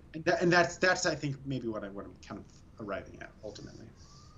Yeah, no, I completely agree with that. And I don't want to belabor this point too long, but Stussy made a case here that I wanted to talk about, because this is the other component to this too. So it's not just about the non-Hispanic people that are being kind of like what I think is kind of cartoonishly racist. Like, let me mention this one too real quick. Yes, Victoria is just the mustache twirling villain, so they have her do that just 'cause she's an a-hole. But again, they do. It almost feels like you can set a watch by it. Like every so often it's got to come up, like the movie wants you to keep thinking about it. And remember that the central conflict, at least for Jaime initially, is we are like this oppressed Hispanic family in this area where it's difficult for people like us to make anything of ourselves. His sister just kind of gives up and doesn't even think that they can get anywhere, and she blames it very much on their ethnicity and where they live and their social status. Gentrification, specifically. Yeah, like they're bringing that. So when you open it with that, and this is also kind of to counter the Ponderer's point, when you open with that, and then every so often somebody is just really ignorant and kind of overtly mean to a Hispanic person, it's hard for me not to think that it's a little bit forced, because clearly you want me to keep thinking about that. And I've got to buy it. The other side of it is what Stussy is talking about. He says, as a Mexican, so he is a Mexican person, the Hispanic characters were the ones that made me cringe the most. And I think there's a real fine line sometimes between like really celebrating a culture and accidentally playing into the stereotypes of that culture. And I thought, not everything, but I thought some of the characterizations in the movie were a little bit stereotyped. And the problem is, I personally don't know where that line is drawn, because I'm not of that persuasion myself, and I didn't grow up in that culture. So when I see characterizations that seem almost like too... what's the word I'm looking for? Too familiar. Does it just make sense because it's like actually people of that persuasion, people from that culture making the movie? So like now it's okay, now it makes sense? Because like when I see something like when I see something like the guy named his truck Taco, I don't know, that just seems really stereotypical to me. Like, I'm surprised, a part of me is surprised that a Mexican guy wrote that line.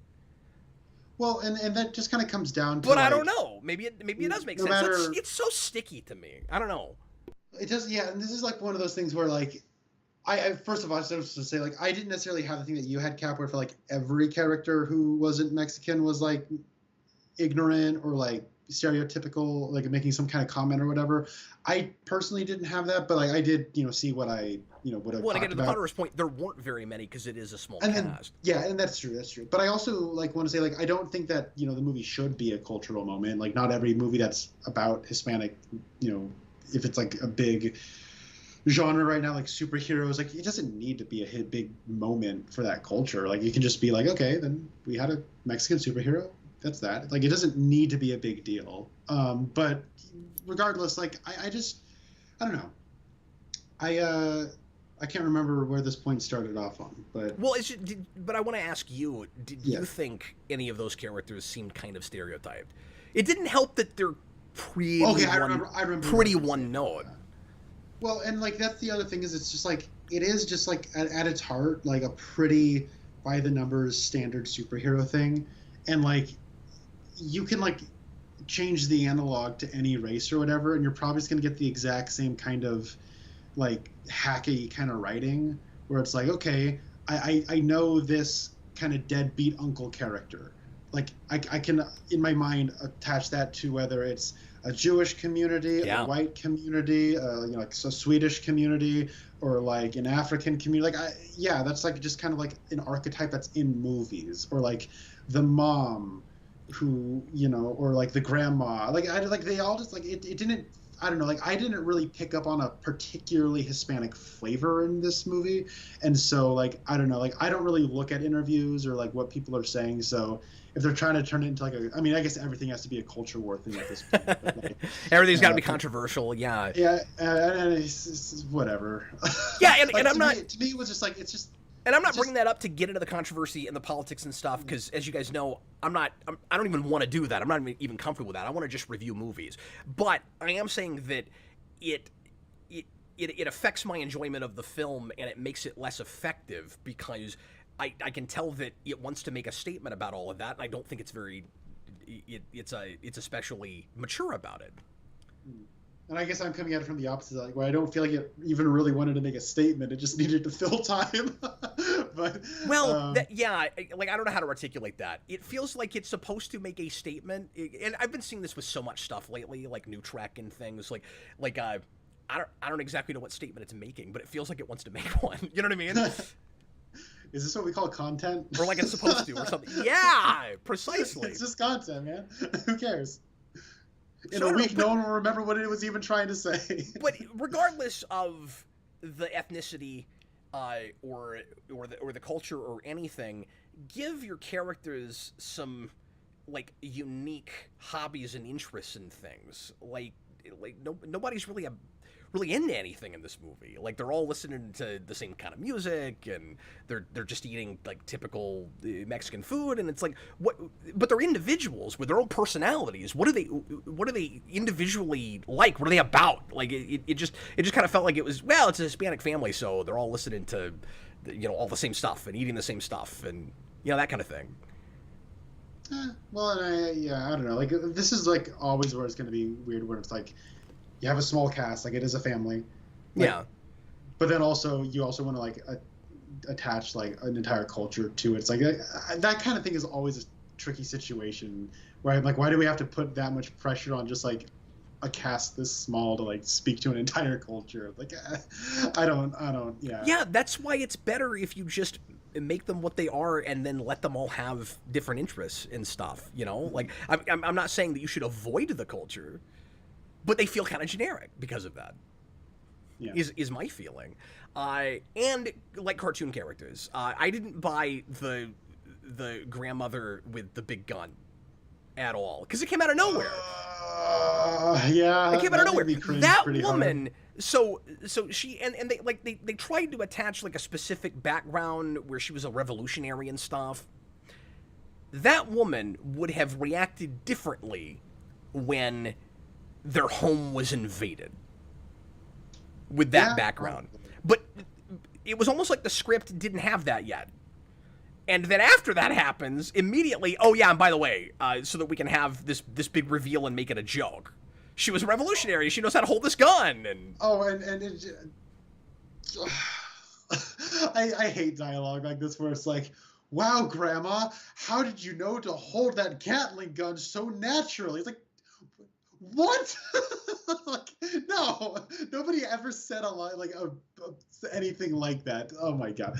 But like the other thing is, it's like that was like crazy. Like where like it's just gonna be funny where she's gonna shoot a Gatling gun like a bloodthirsty monster, and then she's gonna scream something like "Down with the imperialists," and it's like this isn't even about that. No. Come on, like that reminded me of like I got flashbacks to Ant-Man and the Wasp: Quantumania, where Ant-Man's like, Kang, our word is our bond. Without it, we're nothing. It's like, this has not been about this at all. What are you doing? Well, same thing with Omak. He's got that line where he's like, family makes you weak. And then you get to the end and you have like a mind meld moment where you see his backstory and how his family was killed and stuff. And I'm like, well, we didn't really have time to flesh this whole thing out. So I feel like that guy could have, first of all, at first that seemed like it came out of nowhere. And then they were trying to fill it in. But I was like, well, he easily could have come to either worldview. Yeah. Right? So, okay, I'm going to be honest, I had a little bit of the thing you had with Black Adam when I was watching this movie, where I was having just like the hardest time paying attention after a certain point. I had that too. And I'm hoping you don't ask really specific questions. Okay, I'm going to ask you a really specific question. Damn. So like, did he have like memories like repressed? Was that the implication? Yeah, I was so confused about that. It's Or like like did he remember all that and then like because no, his oh my memories god. were apparently erased, but I didn't Okay. get that until he got them back. So it was like a Weapon X thing or something. So why So did he believe never mind. I don't. Whatever. Yeah, I Who don't know. I cares? I don't know why he's so loyal to her because she is jerk face who is very racist to Hispanic people. Oh, the other one, and again, I get that it's from Virginia, meet Virginia, but the other one that I kept rolling my eyes at was that she just arbitrarily picked a random Mexican name and kept calling him it. And so she Yeah. just kept calling him Sanchez, but his name, not him, but the IT guy that she works with. Yeah, And yeah, he's oh, like, yeah, my name yeah. is not Sanchez. And then you get to the end, and he keeps saying it like with all due respect, my name is not Sanchez. And then finally he gets like his big moment that we're all supposed to like laugh at and applaud for, where he has the like 8 names that he rattles off, like you. Yeah. Which also seemed kind of like a stereotype thing, but Yeah, like exactly. It was like the 8 most like popular names. yeah, that and Los guess what? Sanchez- Yeah, and then it ended in Cruz, I think, and I was De like, La Cruz, yeah, every single one of these, I don't remember them all, so maybe I'm being hyperbolic, but in the moment I felt like every single one of them was more stereotypical and remembered by more white people than Sanchez. Like that could maybe be a funny joke in a certain context, but not in like the big triumphant moment. Like, is this supposed to be triumphant or a joke? And then they just kill him, and like his death meant nothing. And I'm like, what is happening? There was a part of me that wondered if she was doing it on purpose, just because she had resentment for her, who I thought was a Hispanic relative, but like is only adjacent. But I wondered if that's why she was racist. It was like Yeah. she doesn't like Jenny Cord, and so she's just an a-hole to Hispanic people. Well, I don't know.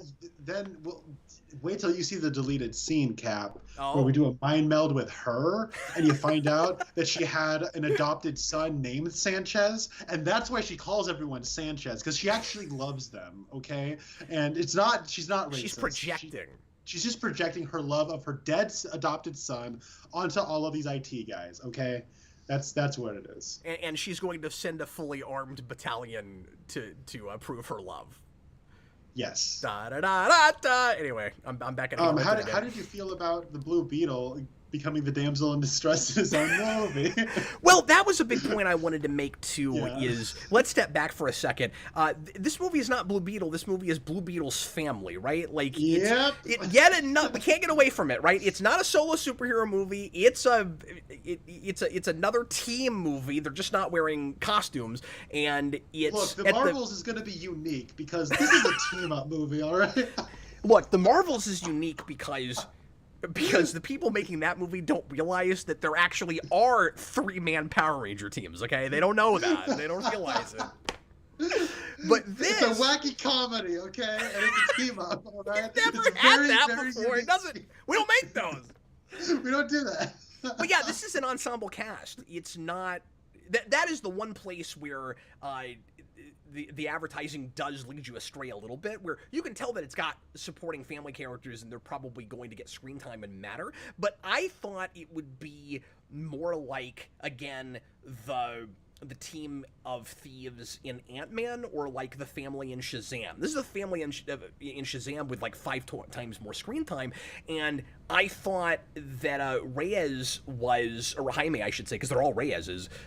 Jaime is very much taking a back seat in his own movie, and I kept kind of losing him, and it's not entirely the actor's fault, and I've liked him before because I've watched some Cobra Kai, and he's good in that show, but he is just watching this with the material he gets, with the screen time he gets, he doesn't feel like leading man material. Now, if they gave him the right stuff, maybe he would be, but I don't feel like he's carrying the film at all. He doesn't really have a lot of screen presence to me, and it's not entirely his fault. They keep taking him out of his movie. They keep giving him the back seat.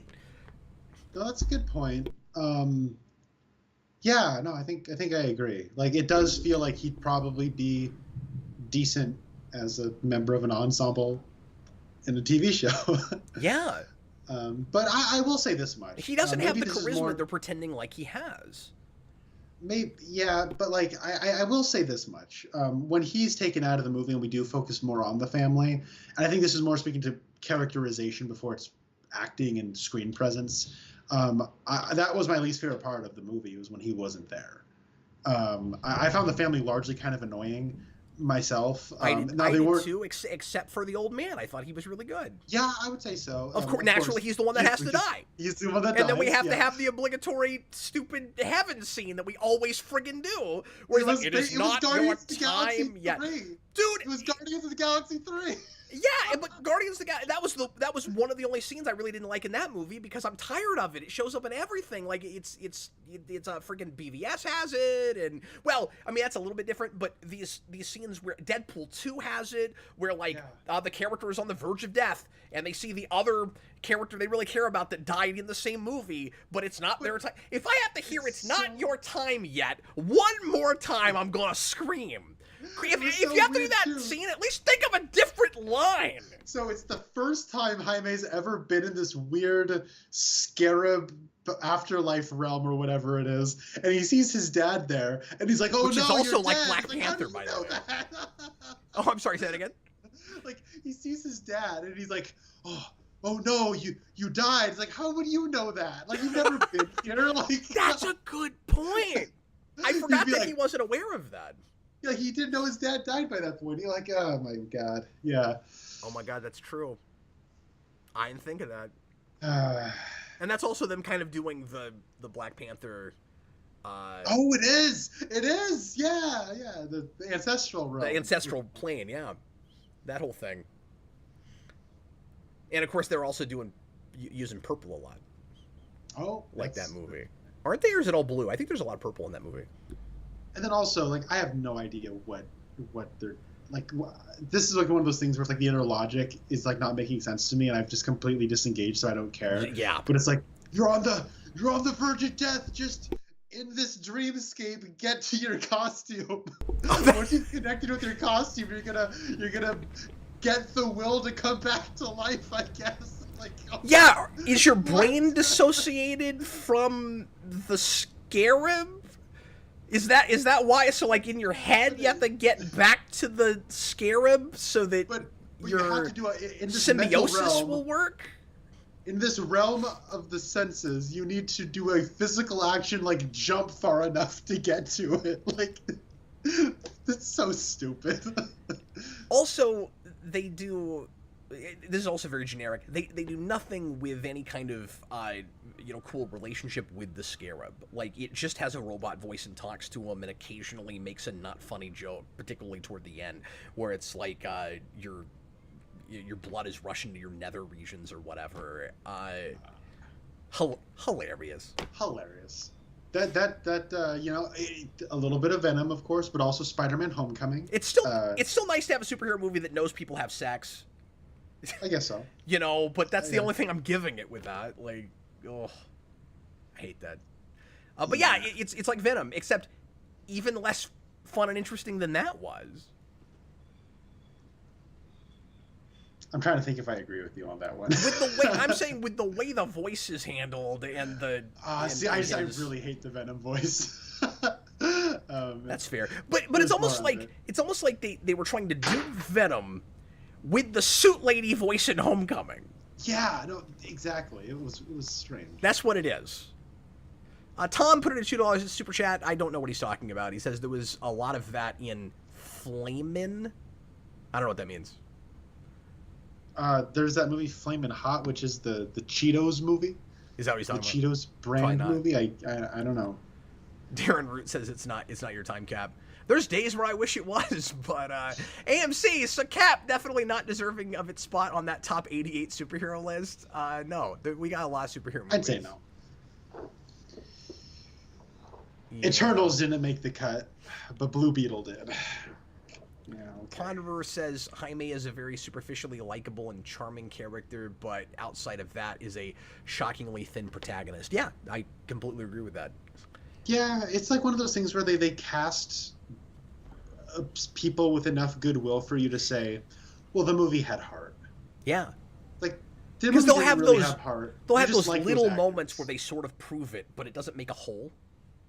You know, it's not anything like the through line. It's not holding the movie together like it ought to be. So, you know, what you really have with him is just I want to.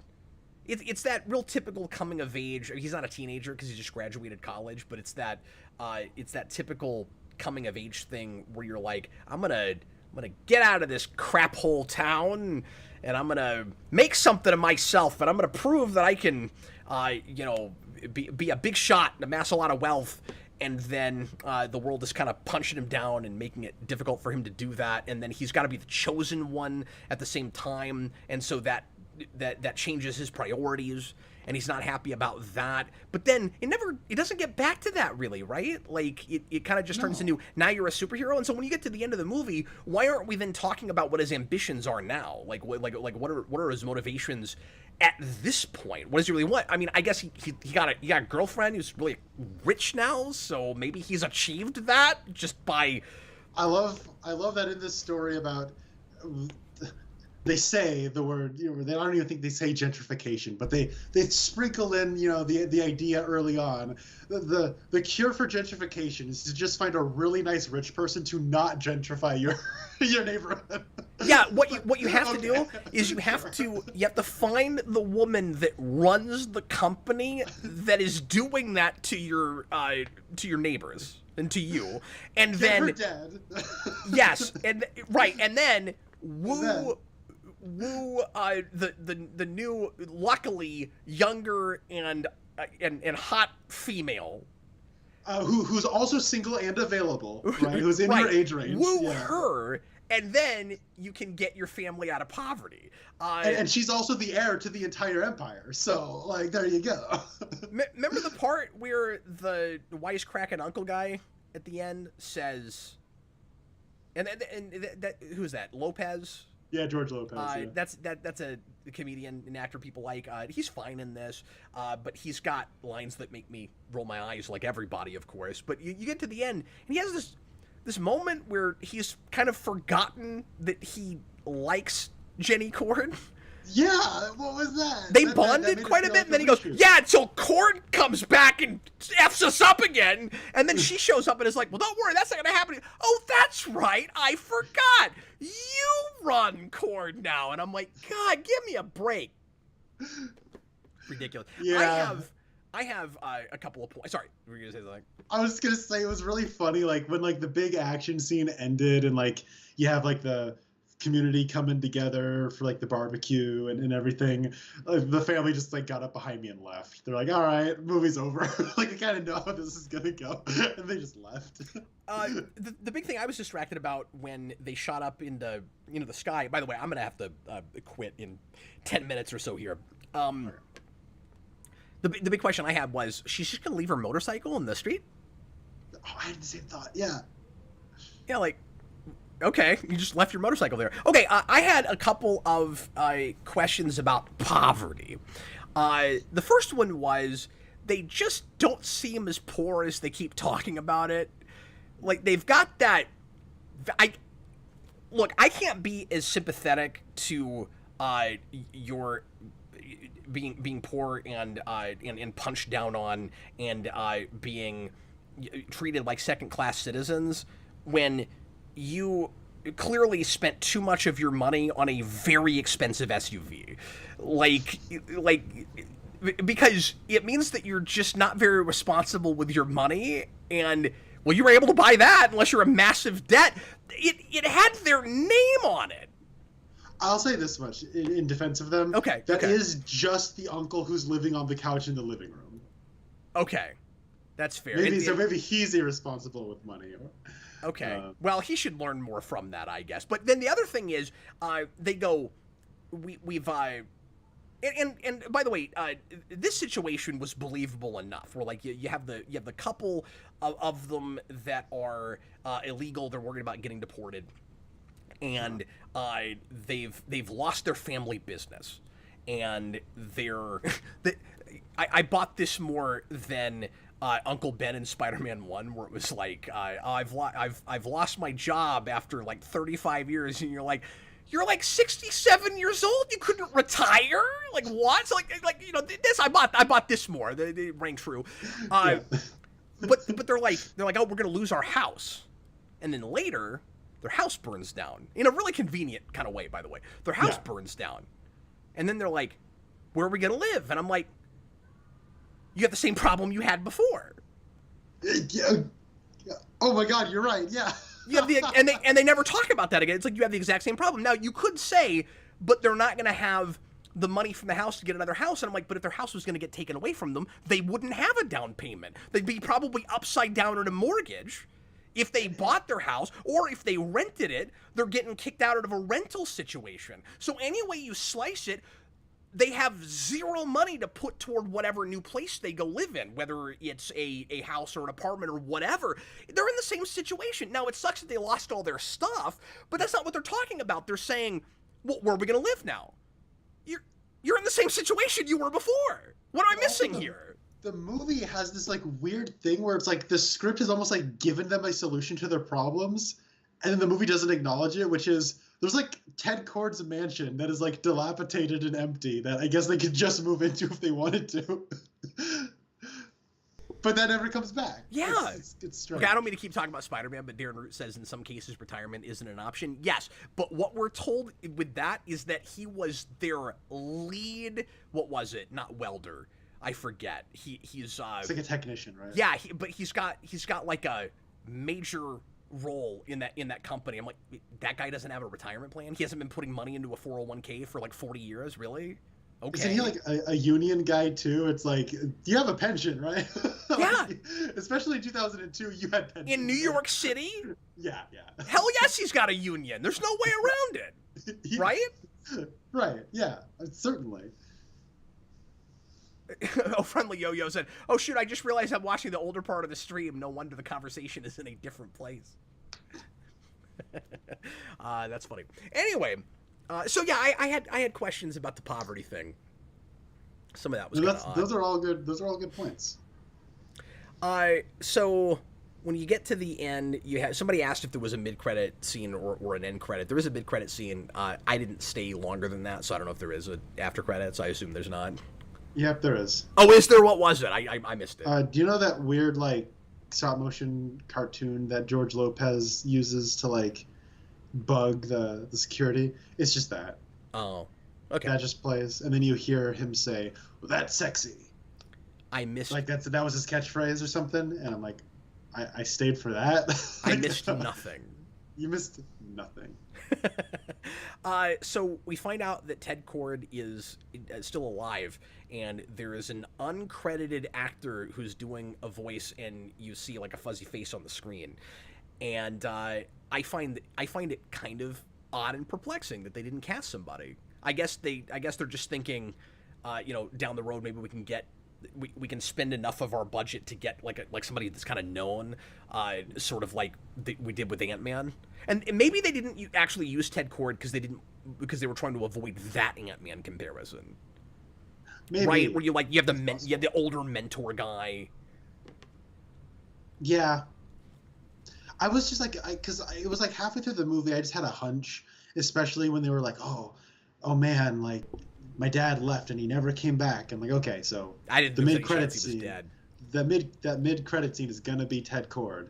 I'm like, and so my thinking was, I wonder who they're gonna cast as Ted Kord. I mean, I know we're never getting a sequel, and I'm bored to tears in this movie, but like, I do kind of want to know who's gonna play Ted Kord. It'd be cool who will not be playing Ted Kord in this movie where you're not gonna get a sequel. If we saw somebody cool we liked, I don't know, it'd be something.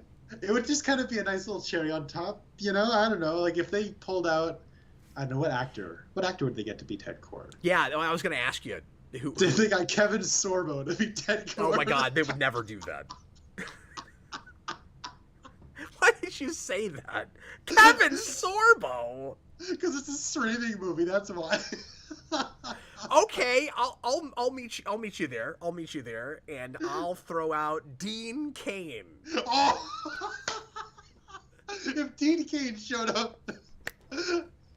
Jim Caviezel from the hit movie Sound of Freedom is Ted Kord.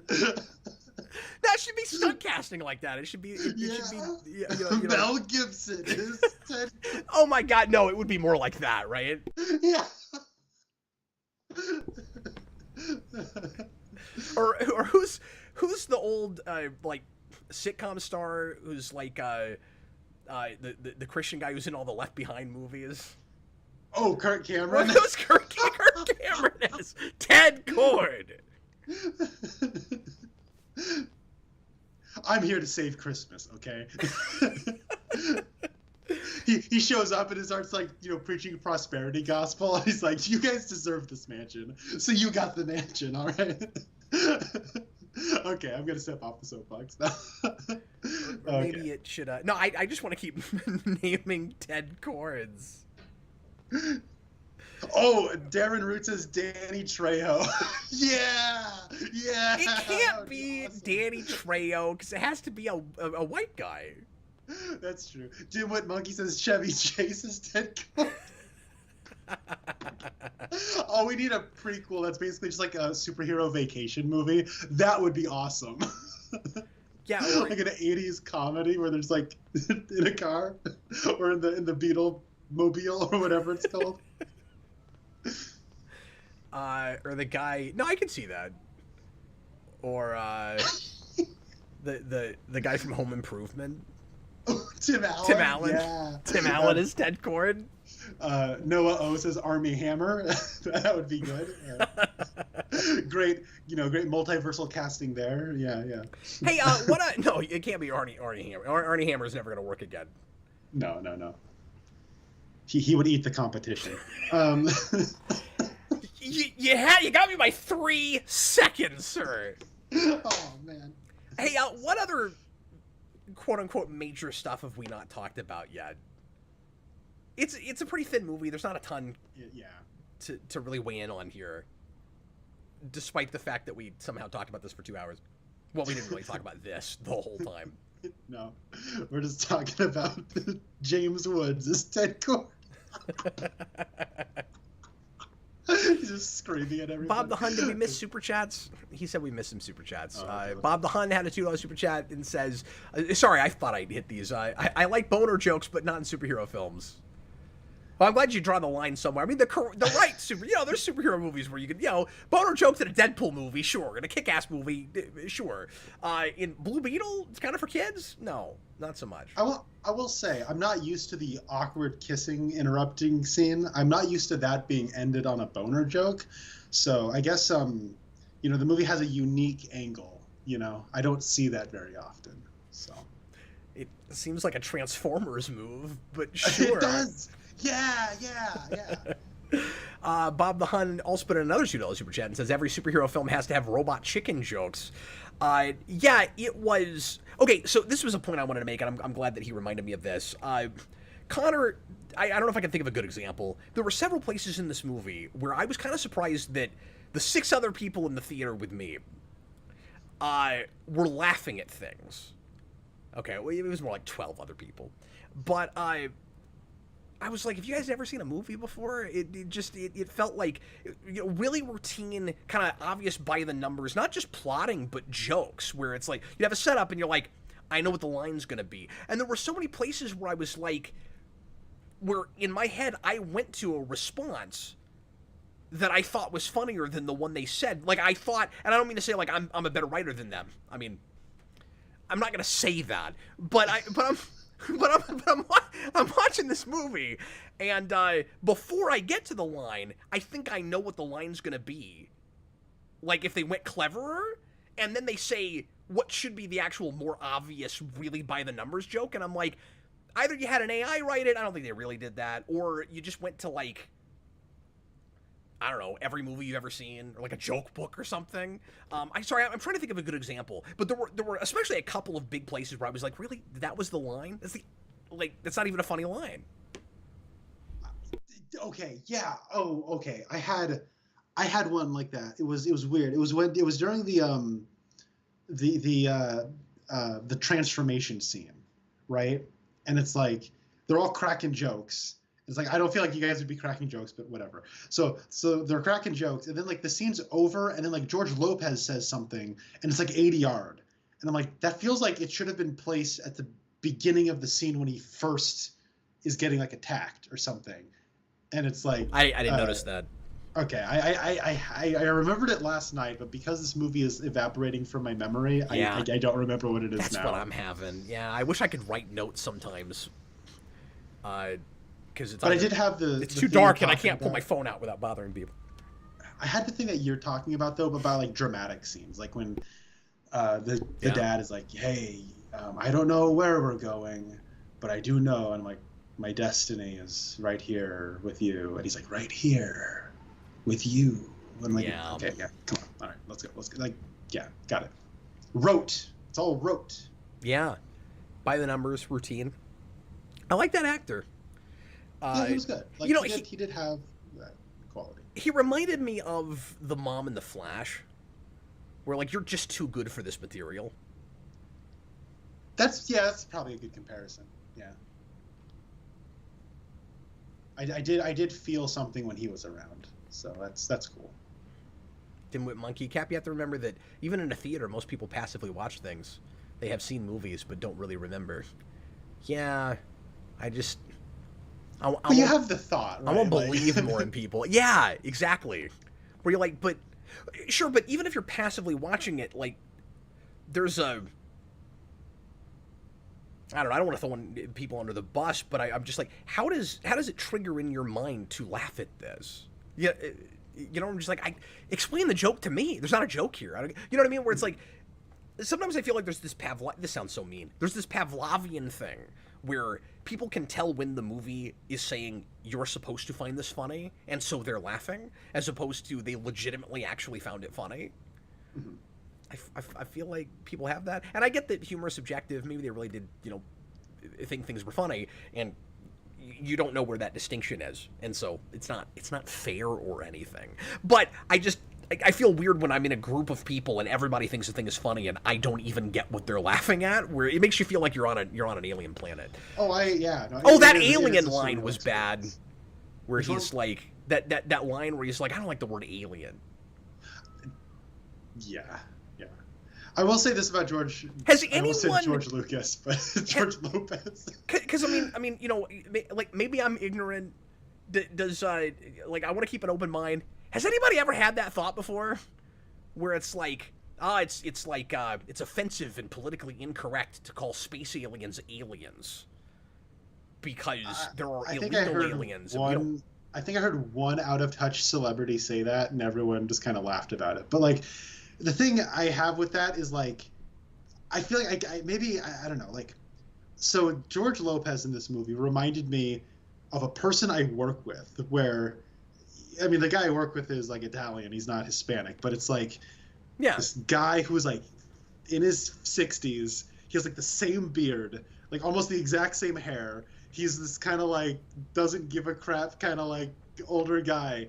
And it's just nuts how similar he was to him. So like I can't be objective about it, and so like I was just laughing the whole time because I'm like, why is this coworker in this movie right now? This is bizarre. And so, but like my coworker does things like that all the time where like it's not, you know, maybe it regularly is political, but like it doesn't have to be political. Like like if you're doing something a certain way and like you put a part mark on something where the part's like this, and he's like, do you put the part mark on like this? And I'm like, yeah. He's like, okay, well, I do it the other way, but it's okay. It's like, who cares? Why did you even say that? So when George Lucas said that, I was just like, George Lucas? Did I say George Lucas? Yeah, you did. It's great. Oh, when George Lopez said that, like he's like, I don't like the word alien, but it's fine. It's like, wow, this really is just my coworker in this movie right now, and I don't know how to deal with this. And it didn't feel like a thing that came from that character. It felt like the movie wanted to put that in because they thought it was funny, or because they again wanted to keep it political. I don't know. Jaime is lucky that George Lopez does machines. You know, that they can go into Ted Kord's Batcave and he can hack into stuff on the computer, because you got to have that obligatory character that knows everything about technology. He can build things, and that means that he can hack into a like a supercomputer and do anything. Again, also, I thought those people were poor. I'm not sure how he built that thing at the beginning, but whatever. He built it in a cave with a bunch of scraps. With a box of right? scraps!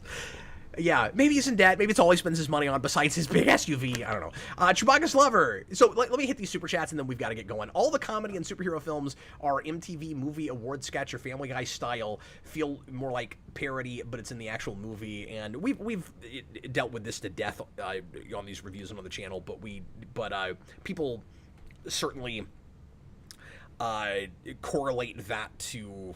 People like to blame Joss Whedon with Avengers for that, and there's certainly some truth to that, where there's this, again, like you said, rote, kind of by the numbers way to do comedy in these movies now.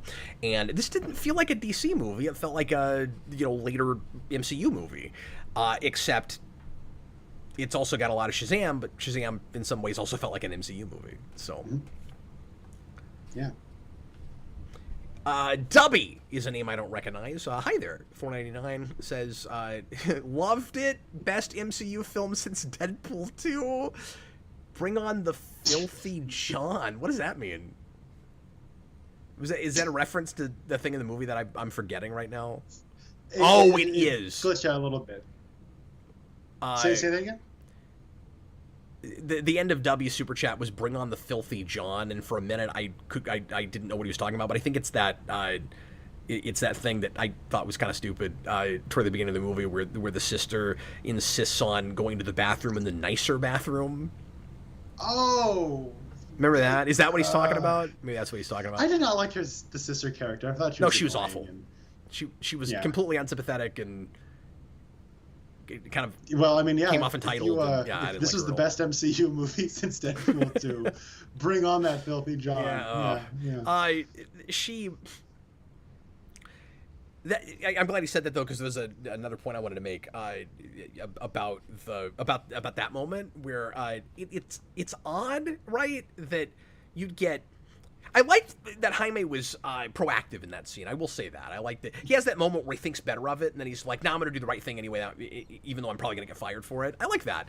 And he stands up to Virginia Cord when she is dressing down Jenny Cord. He's like, "Well, she told you to back off," and then she's like, "Who are you? You're fired." Wouldn't it be really weird to get fired from a job and then get a new job from the same company the next day? Like, can you imagine that actually working out? Like, at some point, Virginia Cord's gonna find out about that, right? Like, when does that ever happen? And then, by the same token, I also, this is somewhat related, only in, it's just like, people making decisions in jobs I'm not quite buying. Like, you're out in the open. I get that you're in the dark, okay? But you're outside of somebody's house in the middle of a neighborhood.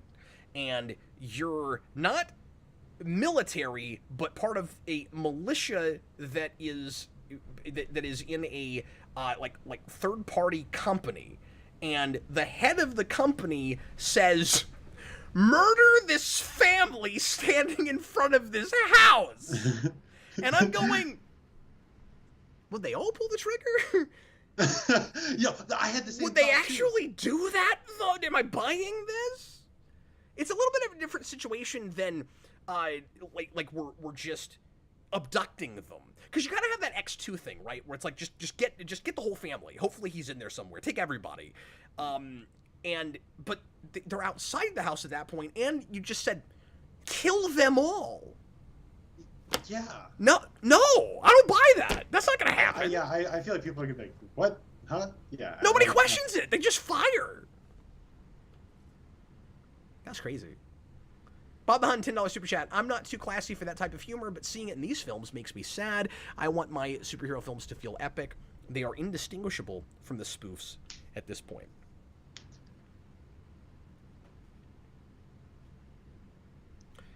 Friendly Yo-Yo, I love it when Cap says he forgets a movie completely and then remembers half of it via chat comments. That's why we do it live!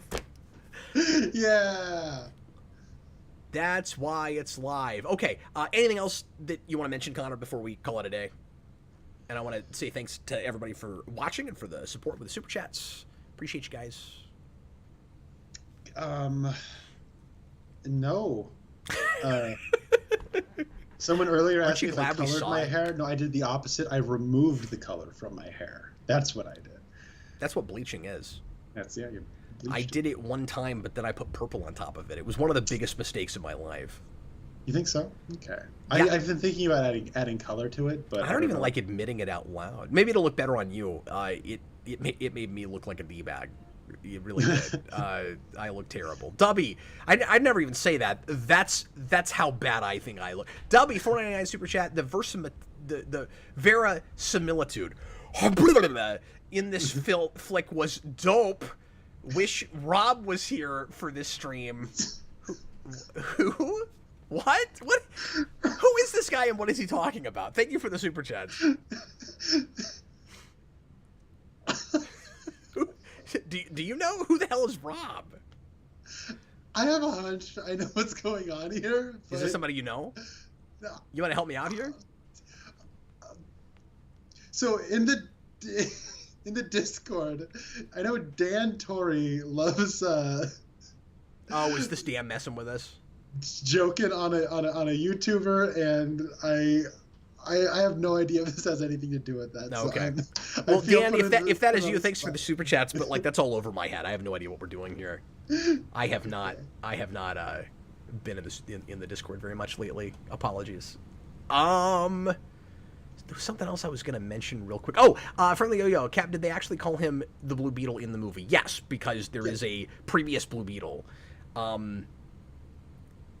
Oh, so maybe if they got a sequel, they won't. But if they got a sequel, they could expound upon this and it would be fine. But within the movie we have, it's a little odd, right, that Ted Kord is looking for the Scarab.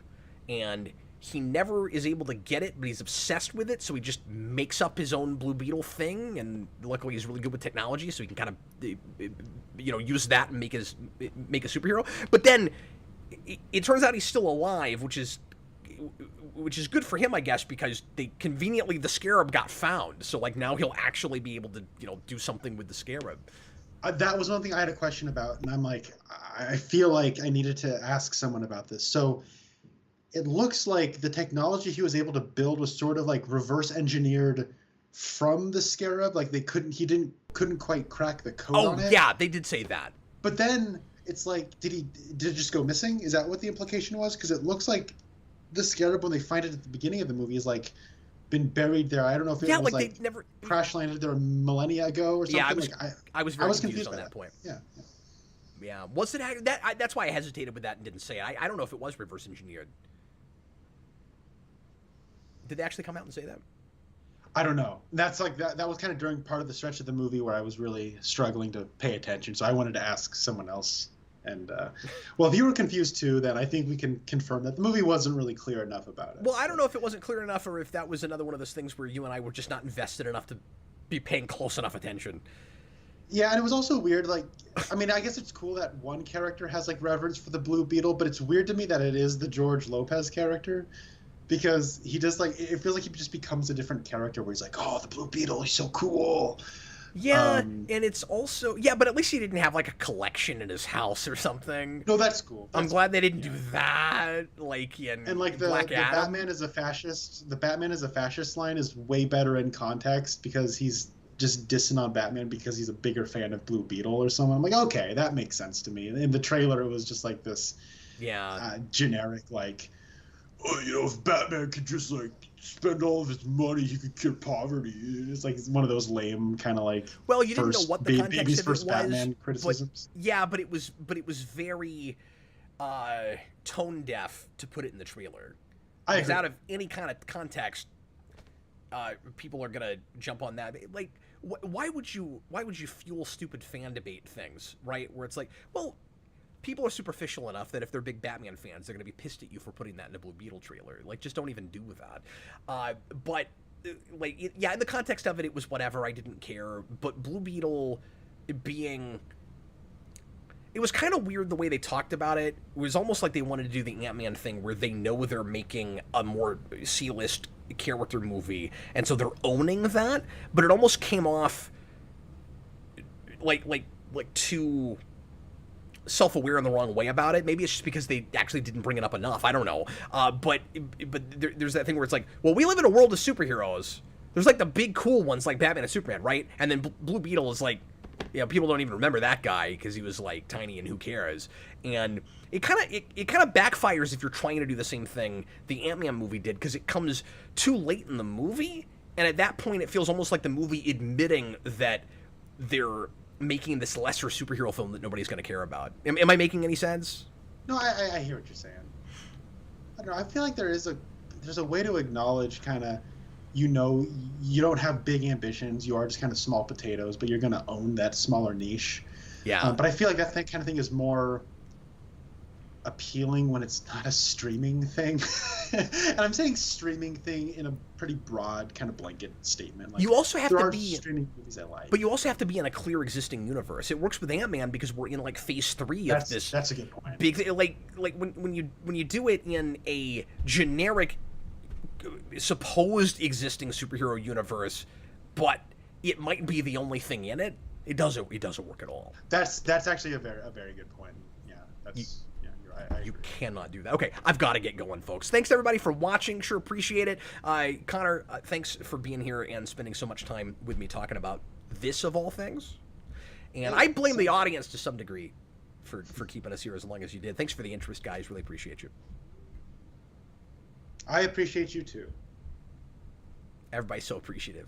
I will be back again later this week on Wednesday for a request. We're doing some TV pilot. I can't remember what it is, so I'll post about that later. And then Thursday night, Captain Logan show. Friday night, we're doing finally, it's taken us way too long to get there, but the Simpsons Season 4 overview, so look forward to that for folks that want to hear us talk about that. And in the meantime, I was Captain Logan, and this was, once again, Connor Nielsen.